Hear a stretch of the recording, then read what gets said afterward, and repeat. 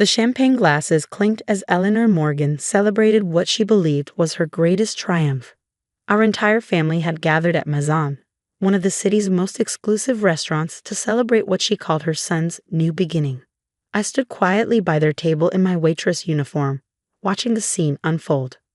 "Rachel, dear," Eleanor turned to me with her trademark condescending smile. "I suppose we should thank you for serving us tonight. It's fitting, really. This is where you belong, serving your betters." My hands remained steady as I poured more champagne into her glass. 5 years of marriage to her son Michael had taught me to expect the worst from Eleanor Morgan. But even I hadn't anticipated this level of cruelty. "Mother," Michael protested weakly, avoiding my eyes. "Maybe we should discuss this privately." "Nonsense," Eleanor dismissed with a wave of her hand. "Everyone needs to know Michael is finally marrying someone worthy of the Morgan name. Isabella Liu, the daughter of that famous chef everyone's talking about. No more pretending that a mere waitress could ever fit into our world." I carefully set down the champagne bottle, noting how my sister-in-law Victoria couldn't quite hide her gleeful smile. The entire Morgan family sat around that table, watching my public humiliation with varying degrees of satisfaction and discomfort. "Would you like to see the dessert menu?" I asked professionally, my voice unwavering. Eleanor laughed, the sound sharp and cruel. "Oh, you're still trying to maintain dignity? How quaint. Tell me, how does it feel knowing my son is upgrading to someone who actually understands fine dining instead of just serving it?"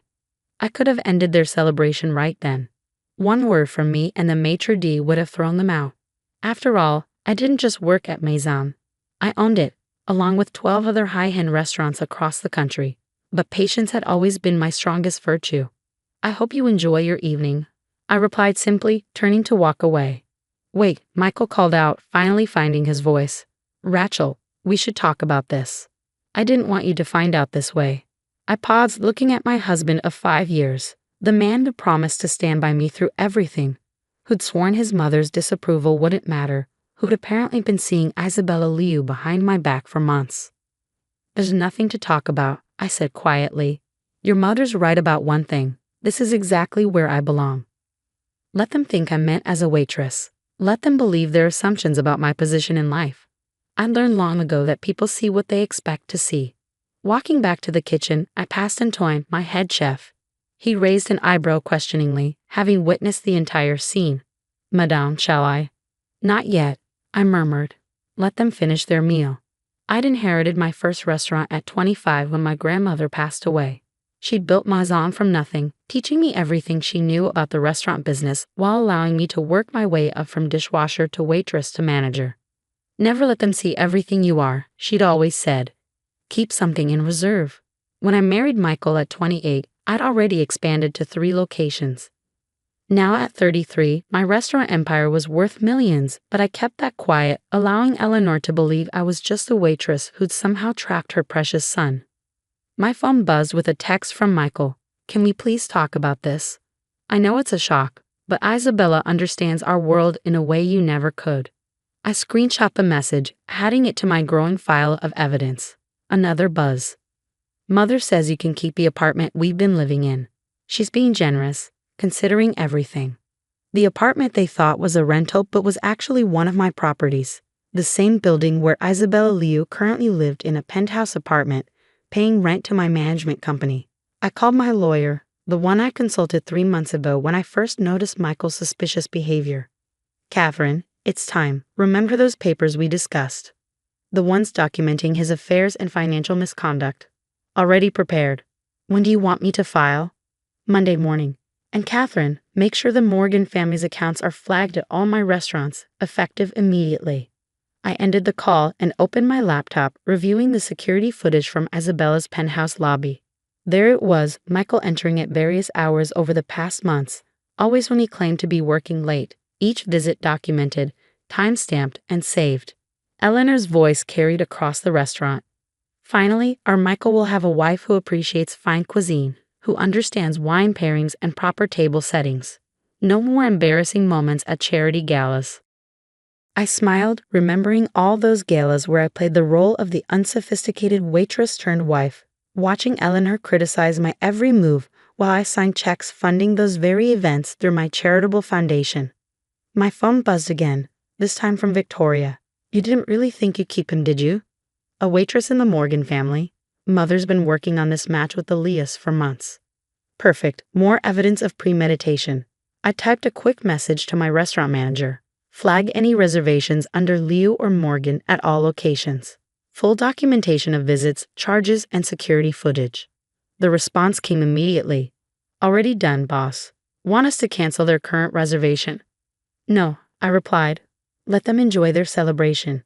It's going to be their last meal at any of our establishments. Through the kitchen doors, I could hear Eleanor regaling the table with stories of Isabella's accomplishments, her culinary degree, her father's famous restaurants in Hong Kong, her understanding of fine wines. What Eleanor didn't know was that Isabella's father had approached me 6 months ago about selling his struggling restaurant group. The papers would be signed next week, adding his 4 locations to my portfolio. I wondered how he'd react when he learned his future son-in-law's soon-to-be ex-wife was his new boss. My phone buzzed with an alert from my banking app. Michael had just tried to use our joint credit card to pay for the evening celebration, a card I quietly canceled an hour ago. I watched through the kitchen window as he frowned at his phone, then pulled out another card and another, each declined thanks to my careful financial planning. Is there a problem with the payment? I asked, approaching their table one last time. Eleanor's face reddened. Michael, what's going on? I don't understand, he muttered, pulling out his phone to check his banking app. All my cards are declining. How embarrassing, I said softly. Would you like me to ask the manager to come over? Yes, Eleanor snapped. This is ridiculous. We're the Morgan family, we don't have payment problems. I nodded and walked away, but instead of fetching the manager, I returned to my office. Through the security feed, I watched as Antoine approached their table. Mrs. Morgan, he said formally, I regret to inform you that your family's accounts have been flagged in our system. We cannot accept payment from you at this time. This is outrageous. Eleanor stood up, her voice rising. Do you know who we are? Call the owner immediately. The owner is already aware of the situation, Antoine replied calmly. In fact, she's the one who flagged your accounts. The owner? Michael looked confused. What does the owner have to do with our cards declining? I picked up my phone and typed a quick message to the family group chat Michael had created to announce his news. Since you're having trouble with the bill, I'll take care of it. Consider it my wedding gift to Michael and Isabella. After all, that's what family does, right? I watched through the camera as phones buzzed around the table. Eleanor grabbed hers first, her face contorting as she read my message. What is she talking about? She demanded. She's just a waitress. I pressed send on another message. Oh, and Eleanor, you might want to check who owns the building where Isabella lives. The same person who owns this restaurant and 12 others across the country. The silence at their table was absolute as the implications sank in. That's impossible, Michael whispered, but I could see the dawning horror on his face as he finally put the pieces together. My comfortable lifestyle despite my waitress salary, my extensive knowledge of fine dining that I carefully hid, my quiet confidence in the face of his mother's constant criticism. My phone buzzed one last time that evening from Michael. We need to talk. Now. I walked out of my office and through the kitchen, straightening my waitress uniform. It was time to greet my guests properly. Rachel? Michael stood up as I approached their table, his face pale. You. Among other things, I replied calmly, removing my waitress apron. Antoine, please ensure the Morgan family's meal is added to my personal account. Eleanor's face had turned an interesting shade of red. This is some kind of trick. You're just a waitress. We've watched you serve tables for years. Actually, Mother, I said, emphasizing the title she never let me use before, you watched me manage my business. There's a difference. Victoria, my sister-in-law, was frantically Googling on her phone. Her eyes widened. Maison Group, 13 high-end restaurants. Founder, Rachel Bennett Montgomery. She looked up at me in shock. Montgomery, your grandmother's name.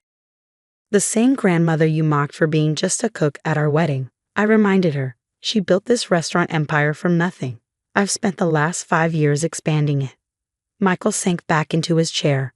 All those times you stayed late at work. I was running my business. Yes, just like all those times you claimed to be working late but were actually visiting Isabella in the penthouse apartment she rents from my property management company. Eleanor stood up so quickly her chair toppled backward. You've been spying on my son. No, I've been monitoring my property. The security cameras in my buildings are there for everyone's safety. I smiled pleasantly. They captured some very interesting footage over the past few months. You had no right, Michael began, but I cut him off. I had every right to protect my interests, especially after you started embezzling from our joint accounts to fund your affair. The color drained from his face. I didn't. The transfers to a secret account under your mother's name? The cash withdrawals that coincidentally match the deposits into Isabella's account. My forensic accountant has documented everything. Antoine appeared at my side with a tablet. The papers you requested, madame. I took the tablet and turned it toward the table. These are screenshots of your text messages planning this little announcement tonight. Notice the timestamp on Eleanor's message. Everything's arranged. The Liu girl is ready to play her part. Rachel will be working the dinner shift as usual. Eleanor's hands shook as she reached for her wine glass. You can't prove anything. Actually, I can prove everything, including the fact that you've known about Michael's affair for months and helped orchestrate this public humiliation. I swiped to the next screen. These are records of your meetings with Isabella's father, planning what you thought would be an advantageous business merger through marriage. Michael leaned forward. Rachel, please, we can talk about this privately. Like you talked privately with Isabella in her apartment? Or like you talked privately with your mother about how to minimize the divorce settlement you thought you'd have to pay your waitress wife. Victoria was still scrolling through her phone. The Maison group's estimated worth. Oh my God. Yes, I nodded. Quite a bit more than the Morgan family fortune. Speaking of which, I turned to Eleanor. You might want to reconsider that charity gala you're hosting next month. Your usual venue has suddenly become unavailable. You can't do that, Eleanor sputtered. The invitations have already gone out. I own the venue. I can do whatever I want. I pulled up another document on the tablet. Just like I can do this. Michael peered at the screen, his face growing even paler. What is that? Divorce papers. My lawyer will file them first thing Monday morning. They include complete documentation of your affair, your financial misconduct, and your mother's involvement in both. You'll never prove, Eleanor began, but I held up my hand. Every restaurant where you met Isabella, every hotel room charged to our joint account, every transfer of money, every text message, every security camera footage. I have it all. The silence around the table was deafening. You know, I continued conversationally, I always wondered why you hated me so much, Eleanor. Was it really because you thought I was just a waitress? Or was it because deep down you knew I was more successful than your entire family? This is blackmail, she hissed. No, this is business, something you clearly don't understand as well as you think you do. I turned to Michael. By the way, Isabella's father is selling his restaurant group. Care to guess who's buying it? Michael's jaw dropped. You're the buyer? The papers will be signed next week. I imagine that might make future family dinners a bit awkward. I smiled at Eleanor, assuming of course that Isabella still wants to marry into the Morgan family once she learns her father's new boss is Michael's ex-wife. Eleanor grabbed her purse. We're leaving. Michael, come on. Oh, please stay, I said. Your credit cards may be declining, but as I said, this meal is on me. Consider it a parting gift. My phone buzzed with a text. I glanced at it and couldn't help but laugh. Oh, and Eleanor, you might want to check your own account balance. It seems your financial advisor just received some very interesting documentation about your involvement in Michael's embezzlement. The next few weeks were a blur of legal meetings and media speculation. The society pages couldn't get enough of the story. Successful restaurant owner takes down cheating husband's family empire. Isabella, to her credit, broke off the engagement as soon as she learned the truth. Her father was surprisingly understanding when I met with him to finalize the sale of his restaurants. I should have known, he said, shaking his head. The way you analyzed the financials, the questions you asked. No waitress would have that knowledge. Eleanor and Michael tried to fight the divorce settlement, but the evidence was overwhelming. Their attempts to claim part ownership of my business were dismissed immediately. The judge was particularly unimpressed by their attempts to paint me as a manipulative spy who had somehow tracked Michael into marriage. Let me get this straight, the judge had said. Reviewing the documents. You're claiming Mrs. Montgomery deceived you by successfully running her own business while allowing you to underestimate her. The Morgan family's social standing took a massive hit. Eleanor's charity gala had to be canceled when every high-end venue in the city suddenly became unavailable for that date. Michael found his business contacts mysteriously reluctant to meet with him, especially at any restaurants. Victoria tried to apologize, claiming she'd never known about Michael's affair. I sent her screenshots of her own text messages encouraging him to pursue Isabella. She didn't contact me again. 1 year after that fateful dinner, I sat in my office at Maison, reviewing plans for my newest restaurant. The door opened and Antoine entered with a familiar face. "Miss Liu," I greeted Isabella. "What can I do for you?" She shifted uncomfortably. I wanted to apologize. I never knew about your connection to the restaurant group when Michael's mother approached me. You saw an opportunity, I finished for her. I understand. Business is business. That's actually why I'm here, she said, pulling out a folder. I have a business proposition, a new restaurant concept I'd like you to consider. I raised an eyebrow. Really? Even after everything? Especially after everything. You turned a single restaurant into an empire while letting everyone underestimate you. That's the kind of mentor I need. I thought about my grandmother, about all the lessons she taught me about business and life. Sometimes I said, opening the folder, the best revenge is success. And sometimes the best success comes from unexpected places. Does that mean you'll look at my proposal? I'll do better than that, I said. I'll teach you what my grandmother taught me. Never let them see everything you are. Keep something in reserve. My phone buzzed with a text from Eleanor. Michael is getting married again. I expect you to release the venue restrictions. I showed the message to Isabella, who laughed. Still trying to control everything. Some people never learn, I replied, then typed, congratulations. I wish Michael and his new bride all the success they deserve. By the way, I just bought the company he works for. Expect restructuring announcements soon. I turned back to Isabella's proposal. Now tell me about this restaurant concept of yours. The society pages love that story too. Ruthless restaurant mogul mentors former rival. Proves success is the best revenge. But they missed the real story. It wasn't about revenge at all.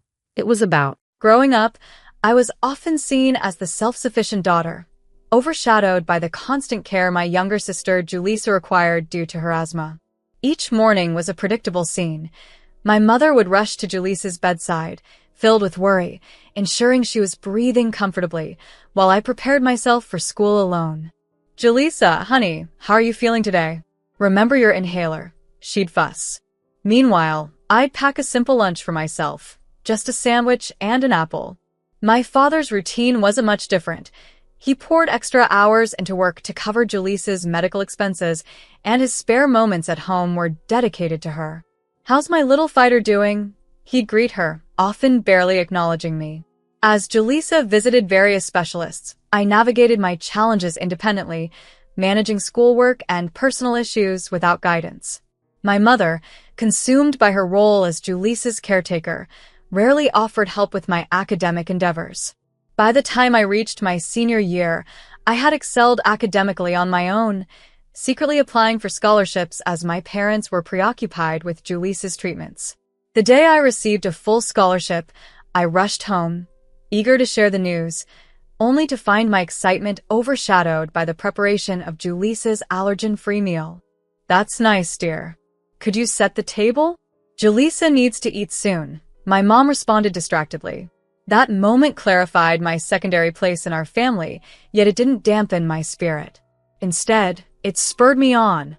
I embraced my independence and the opportunities it brought. Leaving for college was a quiet affair.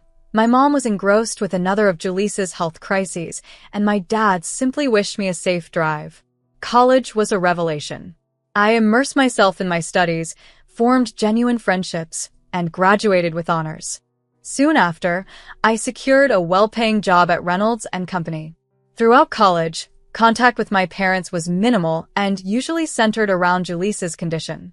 However, when I started earning, their interest was piqued, particularly when financial help was needed. Despite never being repaid for the money I lent them, I found a certain satisfaction in knowing they now depended on me in some small way. Life took a brighter turn when I met Andrew, whose optimism and humor brought joy into my life. After a year, he proposed in the most unexpectedly delightful way, hiding a ring in a coffee cup in our break room. Our relationship marked a new chapter where I was valued and seen, a stark contrast to my upbringing. When I shared with my parents that we were planning to get married, my mom immediately expressed concern, saying, "Oh, but with Julissa facing some health challenges right now, we might not be able to help out financially." I reassured her quickly, "We don't need any financial assistance. We've got this covered ourselves." And indeed, we did. We organized a beautiful, intimate wedding with only our nearest friends in attendance. Andrew and I funded everything on our own, enjoyed a modest but lovely honeymoon by the sea, and returned eager to start our life together. We both dedicated ourselves to our jobs and were diligent savers. Within 3 years, we had saved enough to make a down payment on a cozy apartment, which we fully paid off 4 years later. One evening, as we relaxed on our balcony admiring the sunset, Andrew suggested, "Maybe it's time we thought about having a baby." Gazing at him, I felt immense gratitude for this incredible man who had brought so much love, support, and true partnership into my life. Yes, I agreed, smiling, we should.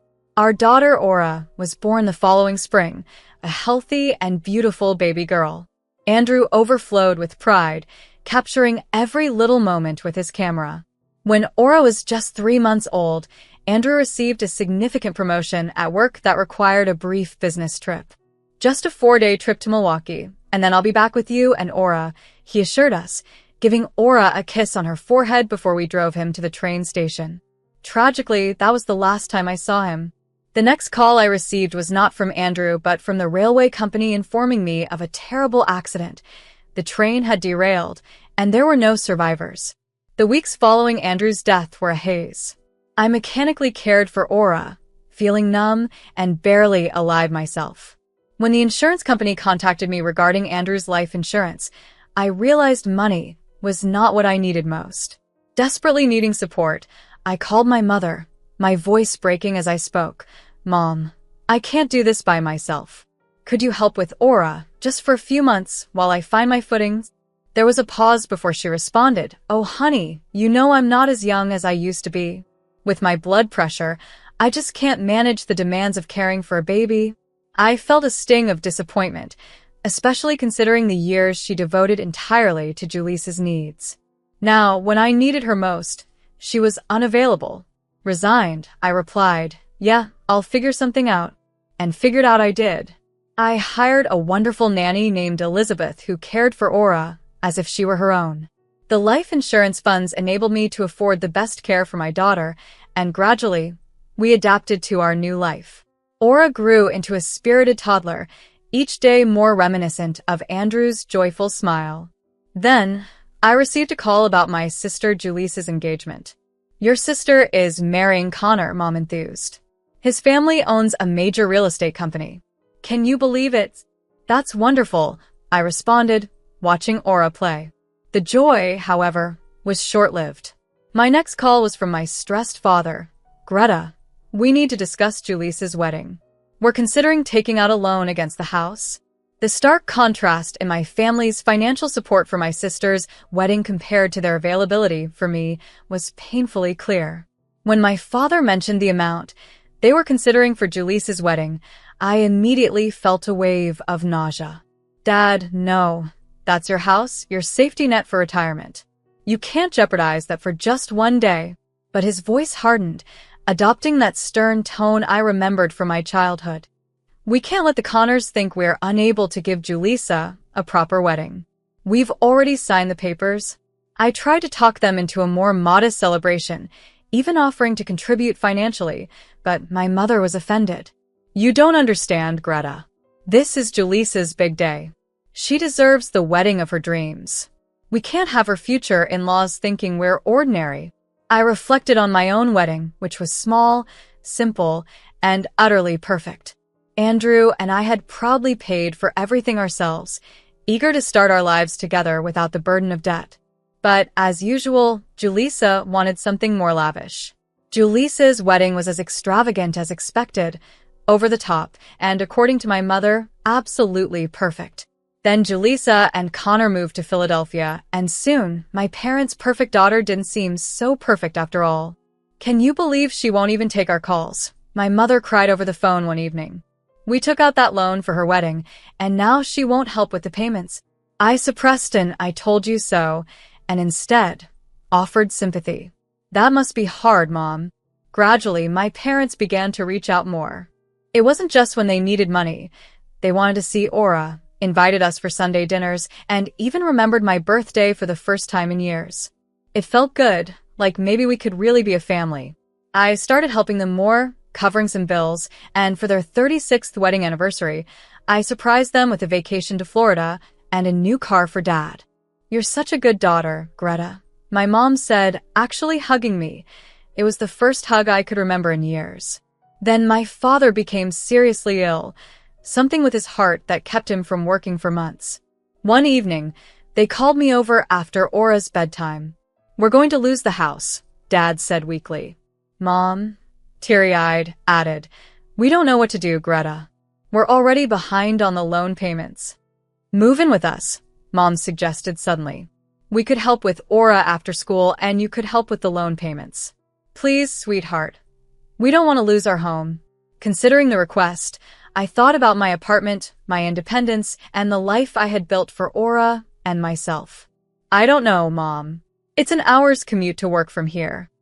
"Please," Dad urged, and seeing the genuine fear in his eyes changed my mind. "We'll make it work." Aura would love having her grandparents around. They were right about that. When I told Aura about the possibility of moving in with Grandma and Grandpa, her face lit up with joy. Within a month, we were moved in. I found reliable tenants for my apartment, a young couple with steady jobs who signed a year-long lease. Aura was thrilled, exploring every nook of the house with the wonder of discovering a magical castle. I took over the loan payments and most household expenses. Overnight, it seemed, my mom transformed into the grandmother she had never been, picking up Aura from school, helping with her homework, and baking her favorite snacks. "Look what Grandma made for you, Aura," she would say, presenting fresh cookies from the oven. Aura's smile would light up the room, and I tried not to dwell on the empty kitchens of my childhood. For a while, everything seemed to work. Dad's health improved, albeit slowly. I adjusted to the long commute, reminding myself it was worth it to see Aura so happy. Each month, as I made the loan payment, I reassured myself that I was helping my parents keep their home, fulfilling a duty that felt both burdensome and profoundly meaningful. Despite the shared joy and closeness at my parents' house, there was a persistent nagging feeling in the back of my mind, a quiet voice always questioning, how long can this last? When will everything change again? Once my dad regained his health and returned to work, I noticed my mom began to make more and more excuses to avoid watching Aura. "My back hurts today, Greta," or "I'm not as young as I used to be. It's so exhausting to keep up with a child her age." Finally, one morning she was straightforward. "I think you should hire a nanny. I can't handle this anymore." So, I hired Nancy, a kind-hearted older woman who bonded with Aura instantly. Each morning, as I left for my hour-long commute, I found myself wondering why I was still living in my parents' house when my apartment was sitting empty across town. But whenever I hinted at moving back, my mom would whip up her famous apple pie, the one Aura adored, and say things like, "Oh, but we love having you both here. Don't we live so well together?" Aura, with her face smeared with pie, would nod enthusiastically, and I'd suppress my frustration for yet another month. This went on for 3 years. Then, one evening after Aura had gone to bed, my parents had a serious talk with me. "Honey," my mom started, her eyes brimming with tears, "we still have 3 years left on Julisa's wedding loan." My dad chimed in, "We know it's a lot to ask, but could you stay until it's paid off? We're so close to being free of it." I thought about the draining commute and how my life seemed paused, but then I pictured Aura's joy in living with her grandparents. Okay, I agreed. 1 more year. I called my tenants to extend their lease. But everything changed drastically the day I returned from work to find Julissa in the doorway, noticeably pregnant. As she moved aside, my mom shouted from inside, "Move away from the door, Julissa. You'll catch your death in that draft." Inside, it was as if I had stepped back in time. My mom was fussing over Julissa, like she was the only thing that mattered, fluffing pillows, checking her temperature, and ensuring she was completely comfortable. During dinner that night, Julissa announced she planned to have the baby there so our parents could help with the newborn. My mom's face lit up as if it were Christmas. "Of course we will. We'll help with everything." I sat stunned, fork in midair, as the painful memories of seeking her help when Aura was an infant and being refused flooded back. "I can't risk my health taking care of a baby, Greta," she had said then. Now, looking at my mother, I saw the reality I had been denying. Nothing had changed. Julissa would always be the priority, and I was expected to just accept it. Over the next week, I watched as history painfully repeated itself. My mom catered to Julissa, bringing her breakfast in bed, managing her appointments, and filling the house with her favorite snacks. The apple pie that had once been a monthly peace offering to keep Aura and me close stopped appearing altogether. The last straw was overhearing my mom and Julissa discussing plans to convert my room and Aura's into a nursery. I couldn't bear it any longer. I walked into the living room where everyone was gathered, ready to finally address the imbalance that had defined so much of our lives. So that was it. They were going to act as if the last few years had never happened. As if Julissa hadn't left them burdened with a massive loan while I had been the one helping to pay it off. Julissa rolled her eyes dismissively. "Oh, here we go. Saint Greta to the rescue." "Julissa, honey, don't get upset. It's not good for the baby," Mom intervened, ever the peacemaker. "No, let's talk about this," I insisted, pressing on. "Let's discuss how you mortgaged your house for her lavish wedding, and then she just vanished. Let's talk about how I've been shouldering that loan while she's been out living her best life." "That's none of your business," Julissa snapped back sharply. "Nobody asked you to pay anything. If you're so unhappy here, why don't you just go back to your precious apartment?" Mom stepped in, practically shoving me toward the door. "Greta, why don't you run to the store? We need a few things." She handed me a shopping list, adding, "It'll give everyone a chance to calm down." I felt like I was being sent away like a child, but I left, hoping the fresh air would help me clear my head. 30 minutes later, I returned with groceries, only to find a heart-wrenching scene. Aura was sitting on the front steps, crying amidst our hastily packed bags and boxes. "Mommy." She ran to me, sobbing. Aunt Julissa yelled at me. She said we had to get out, and when I started crying, she pushed all our stuff out here. Something inside me snapped. I stormed into the house, furious. "How dare you?" I shouted. "How dare you treat my daughter like this?" Dad tried to calm me down, but I was beyond consoling. "No, I will not calm down. For years, I've watched you favor Julissa. When Andrew died, and I needed help with Aura, you couldn't be bothered.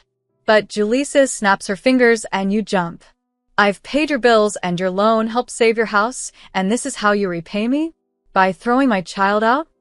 "Now listen here," Mom began. "No, you listen," I cut her off. "I've spent my entire life being the responsible one, the reliable one, the one who's supposed to understand whenever Julissa needs something. I've given you everything, and you've given me nothing but scraps of attention when Julissa wasn't here to demand it all." In a moment of rage, I grabbed the grocery bags and hurled them across the room. Eggs cracked and vegetables scattered everywhere. Mom gasped, Julissa smirked, and Dad's face turned red with anger. "Get out," he roared. "Get out of our house and don't you dare come back. You're no daughter of ours." Mom's voice was ice cold. "We never want to see you again." I stood there, breathing hard, looking at these people who were supposed to be my family. Then, I turned and walked out, closing the door on 27 years of trying to be good enough. Standing on the sidewalk that night, surrounded by our hastily packed bags and boxes, I felt utterly lost. Aura's small hand gripped mine tightly as tears rolled down her cheeks. With trembling hands, I pulled out my phone, trying to think clearly. Our apartment was rented out for another year, and I couldn't just evict the tenants legally. I needed to give them 4 months' notice. I called a nearby hotel first, then ordered an Uber XL to help with our bags. As Aura fell asleep in the hotel bed that night, I sat in the darkness with my laptop, searching for a temporary solution. The next morning, I found a furnished, month-to-month rental about 20 minutes from my office. It wasn't perfect, but it would be our new beginning. I had just called my tenant, Lisa, while Aura, my daughter, was having breakfast. "Hi, Lisa." I greeted her, feeling awkward about the conversation that was about to unfold. "I'm sorry, but due to some family changes, I have to give you notice to vacate." Lisa, ever understanding, quickly reassured me. "Of course, we'll start looking for a new place right away." "Take care, Greta." The following 4 months were an odd period for us. Aura and I moved into a temporary apartment, which felt like a sort of limbo, not quite homeless, but nowhere near the feeling of being at home. During this time, Aura became unusually quiet, internalizing the tumult of our situation. Finally, Lisa informed us that they had secured another apartment, exactly 4 months after our upheaval began. That day, Aura and I returned to our apartment. As I unlocked the door, a profound sense of relief washed over me. This was our sanctuary, a place free from drama, favoritism, and the constant tension that had plagued us. "We're home," I announced. Aura scampered around, joyously rediscovering her toys and books we'd left behind. Later that night, once Aura was asleep, I took a moment to reevaluate our finances. Without the financial burden of supporting my parents, we were more than just stable. We were thriving. I set up a new savings account for Aura's college fund and arranged for automatic monthly deposits. Life gradually returned to normal. Aura rejoined her old school, where her friends welcomed her back warmly. I dove back into my career, earning a promotion that had previously eluded me due to the distractions at my parents' home. Over the next 7 months, Aura and I settled into a comfortable routine filled with school activities, work, movie nights, and weekend adventures. Just the two of us, no drama, no guilt, no complex family dynamics. Then, one unexpected Sunday morning, a knock at our door jolted me. Peering through the peephole, my heart sank. My parents stood there, holding a baby. Against my better judgment, I opened the door. "Greta, please," my mom began, her tears flowing immediately. "We need your help." My dad appeared aged and worn. "Julisa's gone," he explained. They recounted the whole story right there in the doorway, without an invitation inside. Julisa, my sister, had left after her marriage fell apart, leaving her baby with our parents, who were now overwhelmed. "We can't do this alone, Greta. We need you to move back in, help with the mortgage, help with the baby," my mom pleaded, her expression tired yet manipulative. Looking at them, seeing my mom's calculated tears and my dad's desperation, something clicked inside me. The baby looked up, innocent and unknowing of the family turmoil. "No," I said quietly yet firmly. My mom's tears stopped instantly. I said no. "I won't help you, not this time." "How can you be so heartless?" My mom's voice rose, her anguish echoing down the hallway. "Your own family will be out on the street. They'll take our house all because you're too selfish to help." As neighbors began to peek out from their doors, curious about the commotion, I stood my ground. "You want to do this here?" I challenged. "Fine. "Let's talk about how you refused to help me when Andrew died." Standing there, with the past and present colliding, I knew this was a defining moment for me, choosing my and Aura's well-being over returning to a cycle of manipulation and despair. For months after returning home with my young daughter, my parents showed up unexpectedly at my door, with a baby in their arms. My heart sank as I opened the door to their pleading faces. "Greta, please," my mother started, her eyes welling up with tears. "We need your help." They proceeded to explain how my sister Julisa had abandoned not only her marriage, but also her newborn child with them. They were overwhelmed and desperate for assistance. "This isn't about me being heartless," I countered as they stood in my doorway. "This is about you facing the consequences of your own actions." My father's anger flared. "How dare you?" he exclaimed. "How dare I?" "No," How dare you foster a situation where Julissa felt she could do anything without facing any consequences? You financed her lavish wedding, and now she's left you with the debt just as she's left her child. You want me to clean up your mess? Yet again? It's not happening. You're our daughter, my mother cried. No, I replied firmly. I was your daughter. You made it very clear whose side you were on the night you threw my daughter and me out. Now, please leave. Forget my address, forget my phone number, forget I exist, just like you did for most of my life. As I closed the door on their protests, my mother's cries continued, but they no longer reached me. Inside, Aura looked up at me, her small face filled with concern. Mommy, are you okay? I walked over and hugged her tightly. Yes, baby, I'm better than okay. I'm free. That moment marked the last time I saw my parents.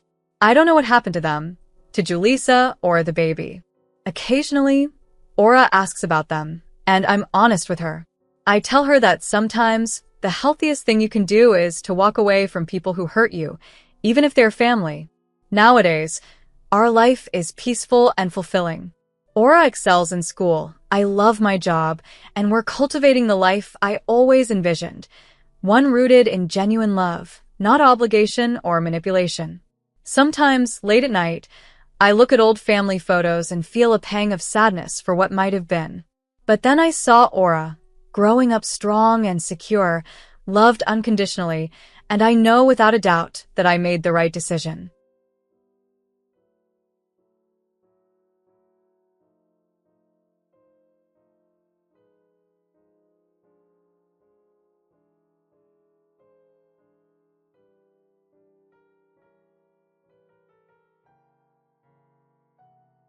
My name is Dana, and I often find myself wondering how different life might have been if my mother had not fallen ill. She passed away when I was only 7 years old, marking a turning point in our family's life. Our home, once filled with her laughter and adorned with countless photos of joyful family moments, suddenly grew silent. My father struggled deeply with her loss.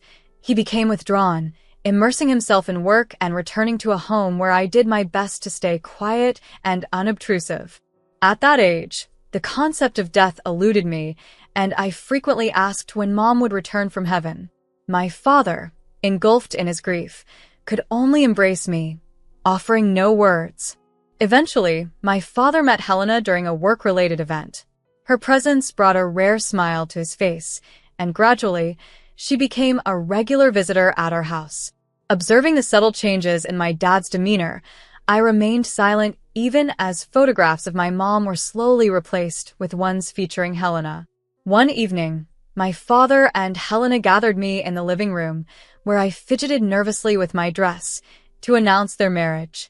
Helena would be moving in, they explained, promising a wonderful new chapter. But the reality was far from wonderful. After their honeymoon, Helena began imposing her order in our home. She redecorated, established strict rules, and criticized my untidiness and noise, despite my being just a young child. My father, seeking peace, merely advised me to obey Helena, insisting she knew best. One day, I accidentally overheard them arguing. Helena suggested it might be better if I lived with my grandmother, citing my struggle to adjust. My father quietly refuted, citing promises made to my late mother about my upbringing and my future. Life became even more challenging when Helena announced her pregnancy. My father was thrilled, yet Helena's remarks about having her own child pierced my heart, underscoring her view of me as merely someone else's daughter. When my sister Allison was born, I was introduced to even more responsibilities. At 9 years old, standing beside my father in the hospital, I was declared a big sister, a role I embraced without understanding the full implications. Bringing Allison home meant new duties for me. Helena quickly enlisted my help for everything from diaper changes to meal preparations. By the age of 9, while other children played, I was well-versed in the routines of childcare, from preparing baby formula to cooking simple meals. This was my childhood, marked by the complexities of a blended family and the responsibilities thrust upon me at a tender age. I really wanted to go to Kira's birthday celebration. Please, I want to go, I remember begging on Saturday. But Helena was firm. "Allison needs you here," she said. "She's fussy because she's teething, and someone has to clean up the mess she made in the playroom." As Allison got older, my responsibilities only grew.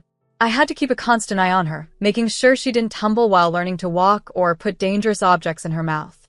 Meanwhile, Allison was the center of attention, receiving gifts and love at every turn. Any tantrum she threw was quickly pacified with a new toy or a treat. When Allison turned 5, she realized she could manipulate situations to her advantage, and she did not hold back. Once, she purposely spilled juice on her new dress and ran to Helena, crying, "Dana pushed me." I was grounded for the whole weekend. Another time, she broke her musical toy and blamed me, even though I was busy with homework. I ended up losing my allowance for a month to replace it. The worst incident was when she cut up her party dress, hid the scissors in my backpack, and got me in trouble. "How could you be so jealous?" Helena screamed when she found them during a room inspection. I tried to defend myself, but Dad cut me off. "Go to your room. We'll talk about your punishment later." Through all this, Allison learned she could get away with anything, while I bore the blame. The only solace I found was with Grandma Maya. Every weekend at her house was a reprieve, a place where I could be a child. Her cozy home smelled of fresh-baked cookies, and she offered unconditional love. "Look at you, skin and bones," she'd exclaim, piling pancakes onto my plate. "That woman's turning you into Cinderella." Grandma Maya's home was a haven where laughter was encouraged, and I didn't have to tiptoe around. When Allison visited Grandma's with me, she quickly realized her usual antics wouldn't work. "I want ice cream before dinner," she demanded, stomping her feet. But Grandma was unyielding. "In this house, we eat dinner first, and there are no rewards for tantrums." Allison never returned. "Grandma's house is boring," she complained to our parents. What she meant was that Grandma enforced rules fairly for everyone. Everything changed the day Grandma visited and witnessed one of Allison's tantrums over homework. "Carter," Grandma said sternly to my dad, "that child is spoiled. Helena, you need to handle this better. You're raising a tyrant." Helena's face flushed with anger. "How dare you criticize my parenting? You have no right." Grandma stood her ground. "I have every right when I see my granddaughters being treated so unfairly." That night, I overheard more yelling. Helena cried, saying she wouldn't tolerate such disrespect, and Dad, as usual, sided with her. The next day, Helena declared we wouldn't be visiting Grandma Maya anymore. "But that's not fair," I protested. "Life isn't fair," Helena snapped back, threatening to ground me until college if I tried to contact her. College became my beacon of hope in the years that followed. I immersed myself fully in my studies as I eagerly counted down to graduation. My mother had left behind funds specifically for my education, a fact I'd heard my father discuss numerous times. This money was my escape route. Then, on graduation day, still dressed in my cap and gown, my father and his wife Helena sat me down for a serious conversation about college. My father, avoiding my gaze, broke the news. "We've decided to use that money for Allison's education instead." Everything around me came to a sudden halt. Helena chimed in, "Your sister has promising prospects, and well, you're better suited for hands-on work." I lost my composure completely, and for the first time, I raised my voice. "That's my money. Mom left it for me." "Dad, you promised her." "You're nothing but a liar." My father, infuriated, retorted, "Ungrateful child. After all we've done for you, leave by tomorrow and start your adult life elsewhere." I didn't wait until the next day. I stormed upstairs, hastily packed my essentials and a cherished photo of my mom, and left. My friend Lauren had always told me her home was open if I ever needed a place, and now I desperately did. Life transitioned to waitressing after high school, a far cry from my dreams, but it helped pay the bills. I worked tirelessly at the Silver Spoon, a bustling downtown diner, enduring double shifts to make ends meet. My days ended with sore feet and clothes reeking of food, but I cherished my newfound independence. Lauren's parents were kind, hosting me during those initial tough months, but I knew I couldn't stay indefinitely. That's when I met Hayden, a fellow waitress, who was searching for a roommate. The apartment is small, and the neighbors are noisy, but it's affordable, she had warned. It was indeed cramped, barely fitting 2 beds and a sofa, but it was ours. We worked together, shared expenses, and managed to make it work. Hayden would often ask about my plans for school, but with my tight budget, college seemed like a lost dream. Then, unexpectedly, a call from my grandmother came on a random Tuesday.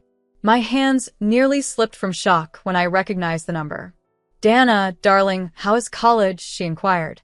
My voice faltered as I confessed, "I'm not in college, Grandma." I poured out my story, the argument, being disowned, and my life as a waitress.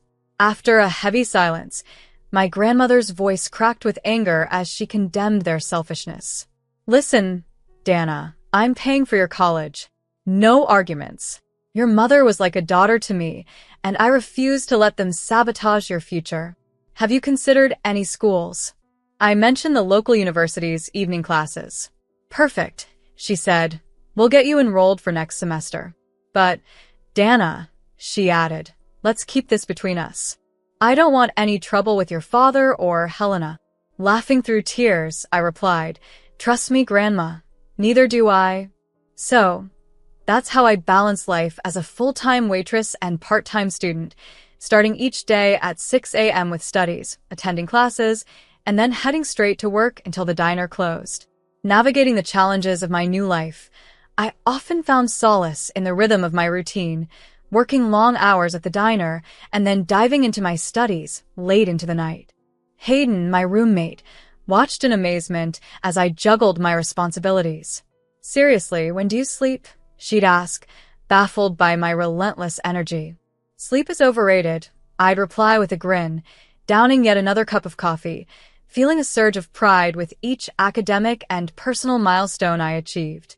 Despite not being able to use the funds my mother left, I was carving out the educational path she had hoped for me, and I did so under the radar. My family, unaware of my academic pursuits, likely assumed I was merely scraping by as a waitress, stuck in a dead-end job. I preferred it that way, freeing myself from the burden of their expectations. This detachment from my family was underscored one day when Allison's message popped up on my Facebook feed. There she was, beaming next to a luxurious new red Mercedes, dressed in expensive clothes, her post dripping with condescension. "Look what Mom and Dad got me for my birthday. Too bad you don't know the luxury of nice things, huh? Still stuck serving burgers. Watching life pass you by," she taunted, followed by a boast about her fully funded college life, complete with a European spring break. The sting of her words was sharp, but instead of engaging, I chose to block her and focus on my own goals.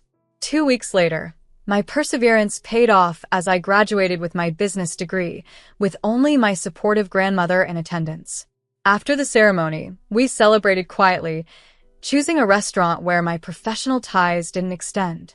Soon after, an unexpected opportunity arose at work. Mr. Andrew, recognizing my hard work and new credentials, offered me a promotion to shift manager. "You've shown incredible dedication and leadership, and with your academic background, you're ideal for this role," he explained. That promotion marked the beginning of a rapid ascent in my career. Within 5 months, I advanced to floor administrator, and my salary increase allowed me to move into a more comfortable living situation, far removed from the cramped quarters I once shared with Hayden. As time passed, my role expanded, and by my early 30s, I was managing the entire restaurant, transforming the Silver Spoon into a top-rated city hotspot. Despite this success, my family still perceived me merely as a waitress. Now living in a high-rise apartment with a stunning view of the city skyline, I reflected on my journey from a scared teenager to a successful businesswoman. That reflection was interrupted one Monday morning by a message from Mrs. Roberts, a kind-hearted neighbor from my past who had kept in touch. She warned me of Allison's upcoming graduation celebration planned at the Silver Spoon, revealing her intentions to humiliate me by having me serve her and her friends. This news was disheartening, but it also strengthened my resolve to maintain my dignity and professionalism, no matter the challenges that lay ahead. As I sat back in my leather office chair, I gazed through the one-way glass on the restaurant floor below. The lunch rush was starting, and I watched my well-trained staff glide between tables in a dance of precision and grace. A slow smile spread across my face as I opened the restaurant's reservation system. There it was, Allison Wilson, party of 13, Saturday, 8 p.m., graduation celebration. She had even requested the best table in the house, noting that price was no object. My fingers hovered over the keyboard. I could easily cancel the reservation with a click, maybe have Janet, my assistant, call them with an excuse about a plumbing issue or a double booking. But a more appealing idea formed in my mind. I picked up my phone and dialed Grandma, who picked up on the second ring, likely from her garden where she tended her prized Mayas.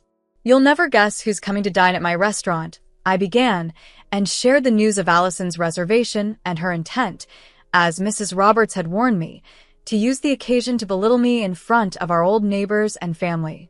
Grandma's voice sharpened immediately. "Cancel their reservation, Dana. You don't need that negativity in your life. Haven't they hurt you enough?" I couldn't help but grin as I glanced at the Businesswoman of the Year award on my wall. "Actually, I have a better idea. How would you like to come to dinner that night? I'll give you the best table in the house, hidden behind the marble column by the waterfall wall. You'll see everything, but they won't see you." After a pause, Grandma's laughter filled my ear. That deep, mischievous sound that spelled trouble during my childhood. "Oh, you devious girl. Count me in." "Should I wear my pearls?" "Perfect," I replied. "And Parker has been perfecting that new raspberry sauce you liked last time. I'll make sure he prepares your favorite chocolate souffle. I'll bring my camera. This is going to be better than those reality TV shows you used to watch," she chuckled. After hanging up, I instructed Janet, clear my schedule for next Saturday evening, and inform the staff I'll be personally handling a special table. "Of course, Miss Wilson. Anything else?" "Yes," I said, my fingers tracing the spine of my business management degree diploma on the wall. "Make sure we have our finest champagne chilled and ask Jameson to prepare his special caviar appetizers. It's going to be quite a memorable night." As the day approached, the usual weekend buzz filled the restaurant. Watching from my office as Allison's party arrived, I noted her lavish designer dress, Helena's over-the-top makeup, and my father, looking older and more worn than I remembered. Their group, dressed to impress, filled the designated table, completely oblivious to the fact that they were in my domain now. Hidden away, Grandma sat at her specially arranged table, pretending to peruse the menu while observing the scene. She sent me a subtle wink, reassuring me of our shared secret. This was more than a dinner. It was a moment of triumph, a theatrical display of how far I had come, and a silent rebuttal to every doubt they had ever cast my way. As I circulated the restaurant floor, Allison's loud voice cut through the ambient chatter. "Excuse me. I specifically requested my sister Dana as our server. Where is she?" I straightened my tailored suit jacket and approached their table with a composed stride. Allison's face broke into a wide, malicious grin as she spotted me. "Oh my God, everyone. This is my sister I was telling you about," she announced, waving towards me as though I were a sideshow attraction. "Still a waitress after all these years. I mean, I just graduated from state, and she's still here carrying plates." Laughter erupted from her group, my father chuckling along though he avoided my gaze, while Helena wore that all-too-familiar smug expression. "Look at her clothes," Allison whispered theatrically to her friends. "Guess that's what you can afford on a waitress's salary." Standing there in my Armani suit, I allowed them a moment of laughter. The irony of their mockery wasn't lost on me. "What can I get for you this evening?" I asked professionally, despite the jibes. Allison theatrically perused the menu. "Well, since you asked, I'll have the lobster thermidor." "Oh, wait," she paused, feigning concern. "Can you even afford to eat at a place like this? Do you even know what lobster is?" Her friends forced out more laughter, though a few looked increasingly uncomfortable. "And after dinner," Allison continued, her voice oozing contempt, "I want you to personally wash our dishes. Maybe then you can afford some decent clothes for once." At the edge of the room, I noticed Grandma tightly gripping the edge of her table, her knuckles white. The murmurs among some of the guests suggested they were embarrassed by Allison's behavior. Helena finally spoke up, her tone icy. Really, Dana, you should be grateful Allison chose your establishment for her celebration. Though I must say, I'm surprised they hired someone like you at such a nice place.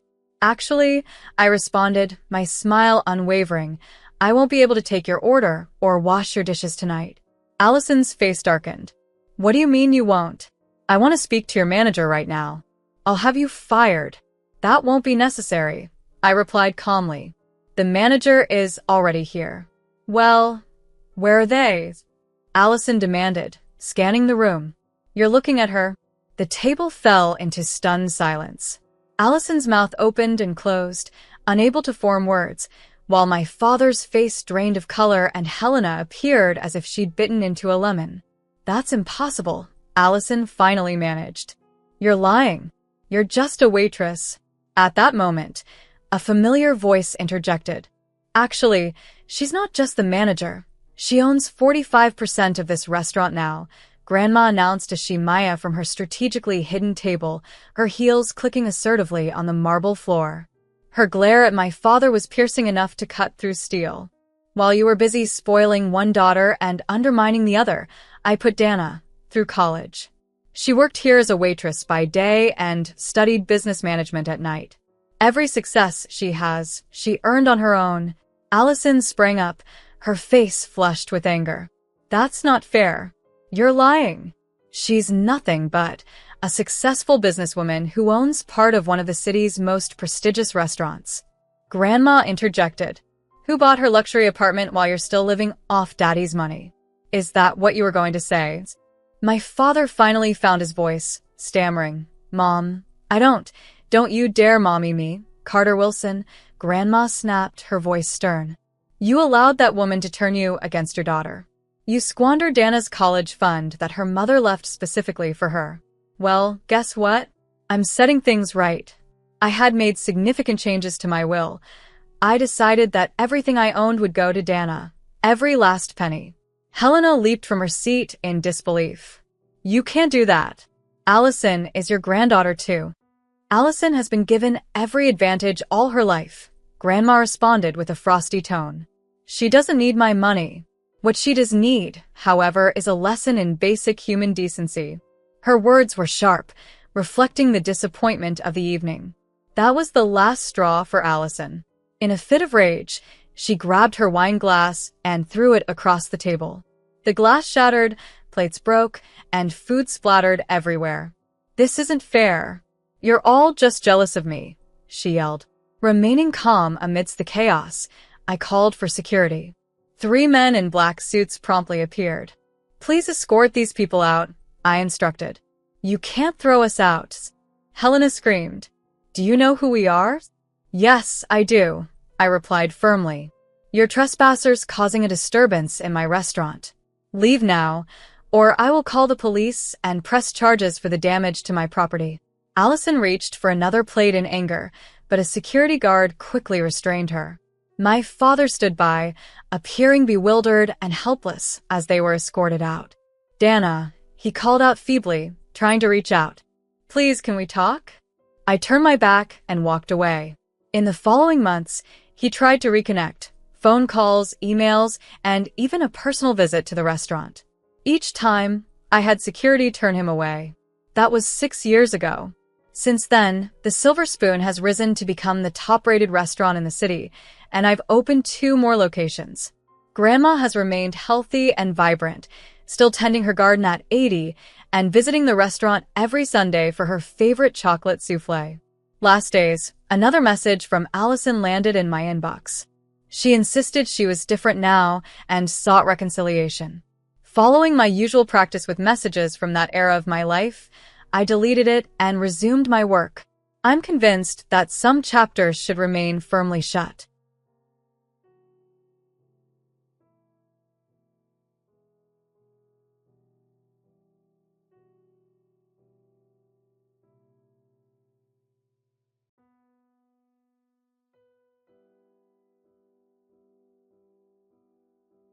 Hello, I'm Emma. My life took an unexpected turn when I married Henry, a wonderful man who was raising his daughter, Madison, on his own. Madison was only 8 years old when I joined their family, stepping into the shoes left empty since her mother departed when she was a toddler. I entered their lives with hopes of adding love and stability, but things didn't exactly unfold as I'd envisioned. The first time I met Madison, I tried to warm up to her by offering some chocolate chip cookies, hoping to sweeten our introduction. "Hi, Madison, I've heard so much about you. Do you like chocolate chip cookies?" I asked, extending a plate toward her. She glanced at the cookies, then at me, her expression unreadable. "I guess," she replied quietly, taking a cookie but avoiding eye contact. Henry, with a sympathetic smile, whispered to me, "She's a bit shy around new people. Just give it some time, Emma." I was determined to be patient and empathetic, understanding the upheaval she must have felt, but it wasn't long before I realized her reserve was more than just shyness. Our family dynamics grew even more strained with the arrival of our son, Liam. Madison seemed to view him as an intruder, threatening her bond with her father. One night, I found Liam crying in his room. "What's wrong, sweetheart?" I asked with concern. Through sobs, he told me Madison had called him a mistake and said that Daddy didn't love him. My heart sank. I confronted Madison, who fiercely retorted, "He's not my brother and you're not my mom." Henry tried to mediate, reminding Madison that I was trying to be a good mother to both of them, but it often felt like navigating a minefield. Any attempt at bonding was met with resistance or outright hostility, not just from Madison but occasionally from Henry's parents as well. I recall a Sunday dinner when Henry's mother pulled me aside and advised, "Emma, you need to try harder with Madison. She feels left out since Liam was born." It was frustrating. Despite my efforts, she seemed determined to keep me at arm's length. Henry's father added, "She's just a child, Emma. You're the adult. You need to make more of an effort." It felt like a no-win situation. Despite my best efforts, nothing seemed to work. Madison had erected a wall around herself, and I couldn't seem to breach it. As she entered her teenage years, Madison's behavior only grew more challenging. She would flout rules and talk back, and her hostility towards me intensified. It felt like every conversation could lead to an explosion. I remember one morning trying to discuss her absenteeism from school. "Madison, why weren't you in school yesterday?" I asked, attempting to maintain a calm demeanor. She just shrugged, pouring herself a bowl of cereal, and muttered, "Didn't feel like going." Despite these challenges, I wasn't ready to give up. I held on to hope that someday, somehow, we might find a way to come together as a real family, navigating through the minefield of Madison's teenage years with the hope of emerging on the other side as a united front. My life transformed dramatically when I married Henry, a kind-hearted widower with a young daughter named Madison. At 8 years old, Madison had already faced the significant loss of her mother, who left when she was just a toddler. With hopes of bringing stability and love, I entered their lives, but the reality proved more challenging than anticipated. The first time I met Madison, I attempted to make a warm introduction by offering her chocolate chip cookies. "Hi, Madison, I've heard so much about you. Would you like some cookies?" I asked, presenting her with a plate.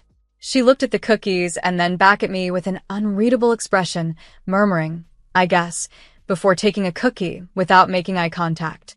Henry, with an understanding smile, whispered to me, "She's usually shy around new people. It might take a little time." My intentions were clear.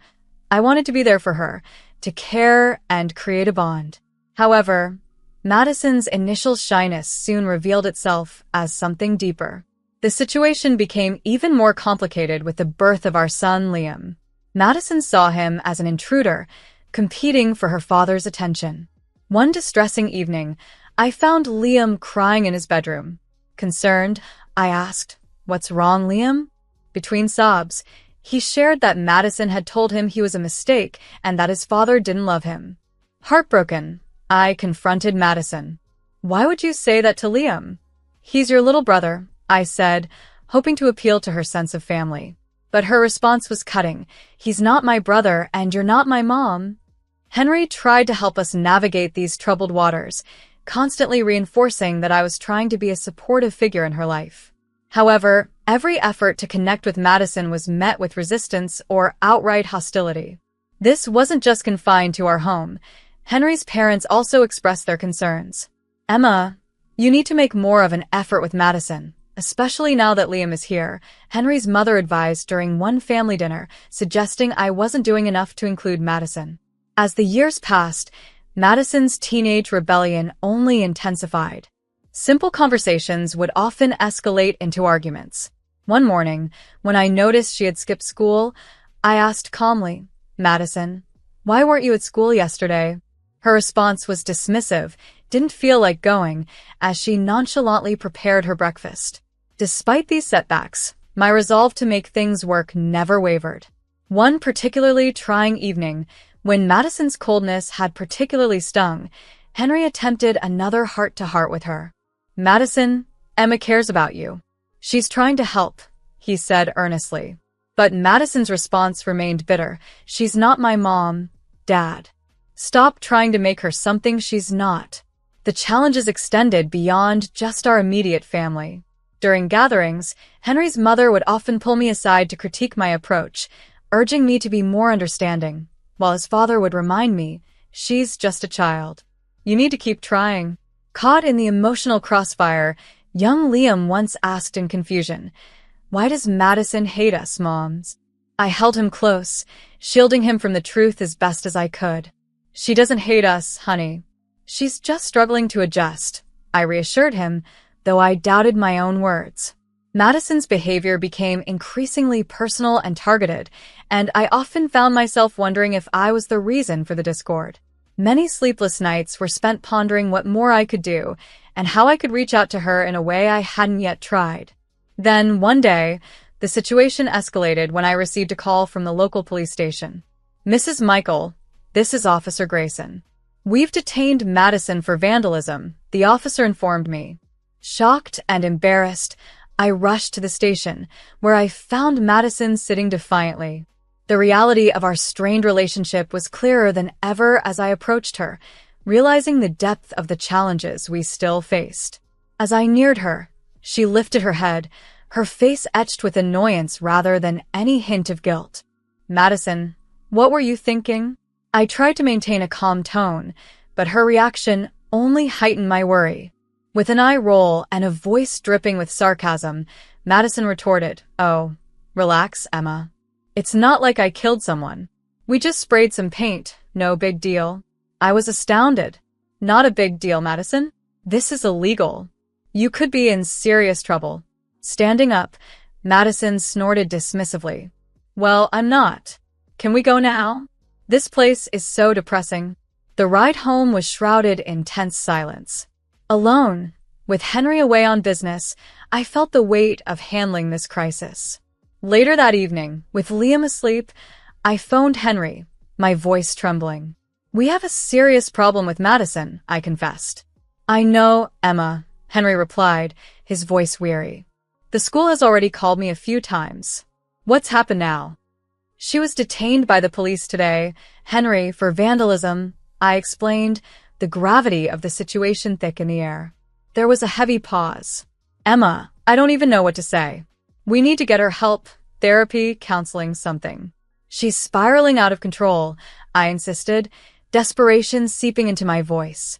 Henry sighed, his tone laden with defeat. "Okay, I'll be back in 3 days. We'll sort this out." Hanging up, I felt a flicker of relief, but mostly dreaded the challenging discussions ahead. When Henry finally confronted Madison about therapy, her reaction was explosive. "I'm not going to any shrink," she snapped, her eyes fiery. "You can't make me." Henry, trying to keep his composure, responded, "It's not about making you, Madison. It's about helping you." Madison scoffed loudly. "Help me? Please. You just want to dump me on someone else because you can't deal with me." "That's not true, Madison, and you know it. We're worried about you," Henry replied, patience thinning. Abruptly standing, Madison pushed her chair back noisily. "Save it, Dad. I'm not your little project. I'm out of here." With that, she stormed out, the door slamming behind her. She fled to her grandparents' house, refusing to come home or speak to us. Henry and I were left in shock and helplessness, our family seemingly unraveling. At the heart of it was Madison, a teenage girl we felt we were losing, no matter our efforts. The day she rejected our rules entirely and left for her grandparents, our home felt desolately empty. Sitting with Henry, the silence heavy around us, he kept checking his phone. "I just can't believe she'd just leave like this," he expressed, a mix of frustration and disbelief in his voice. Exhaling deeply, I felt a whirlwind of emotions brewing.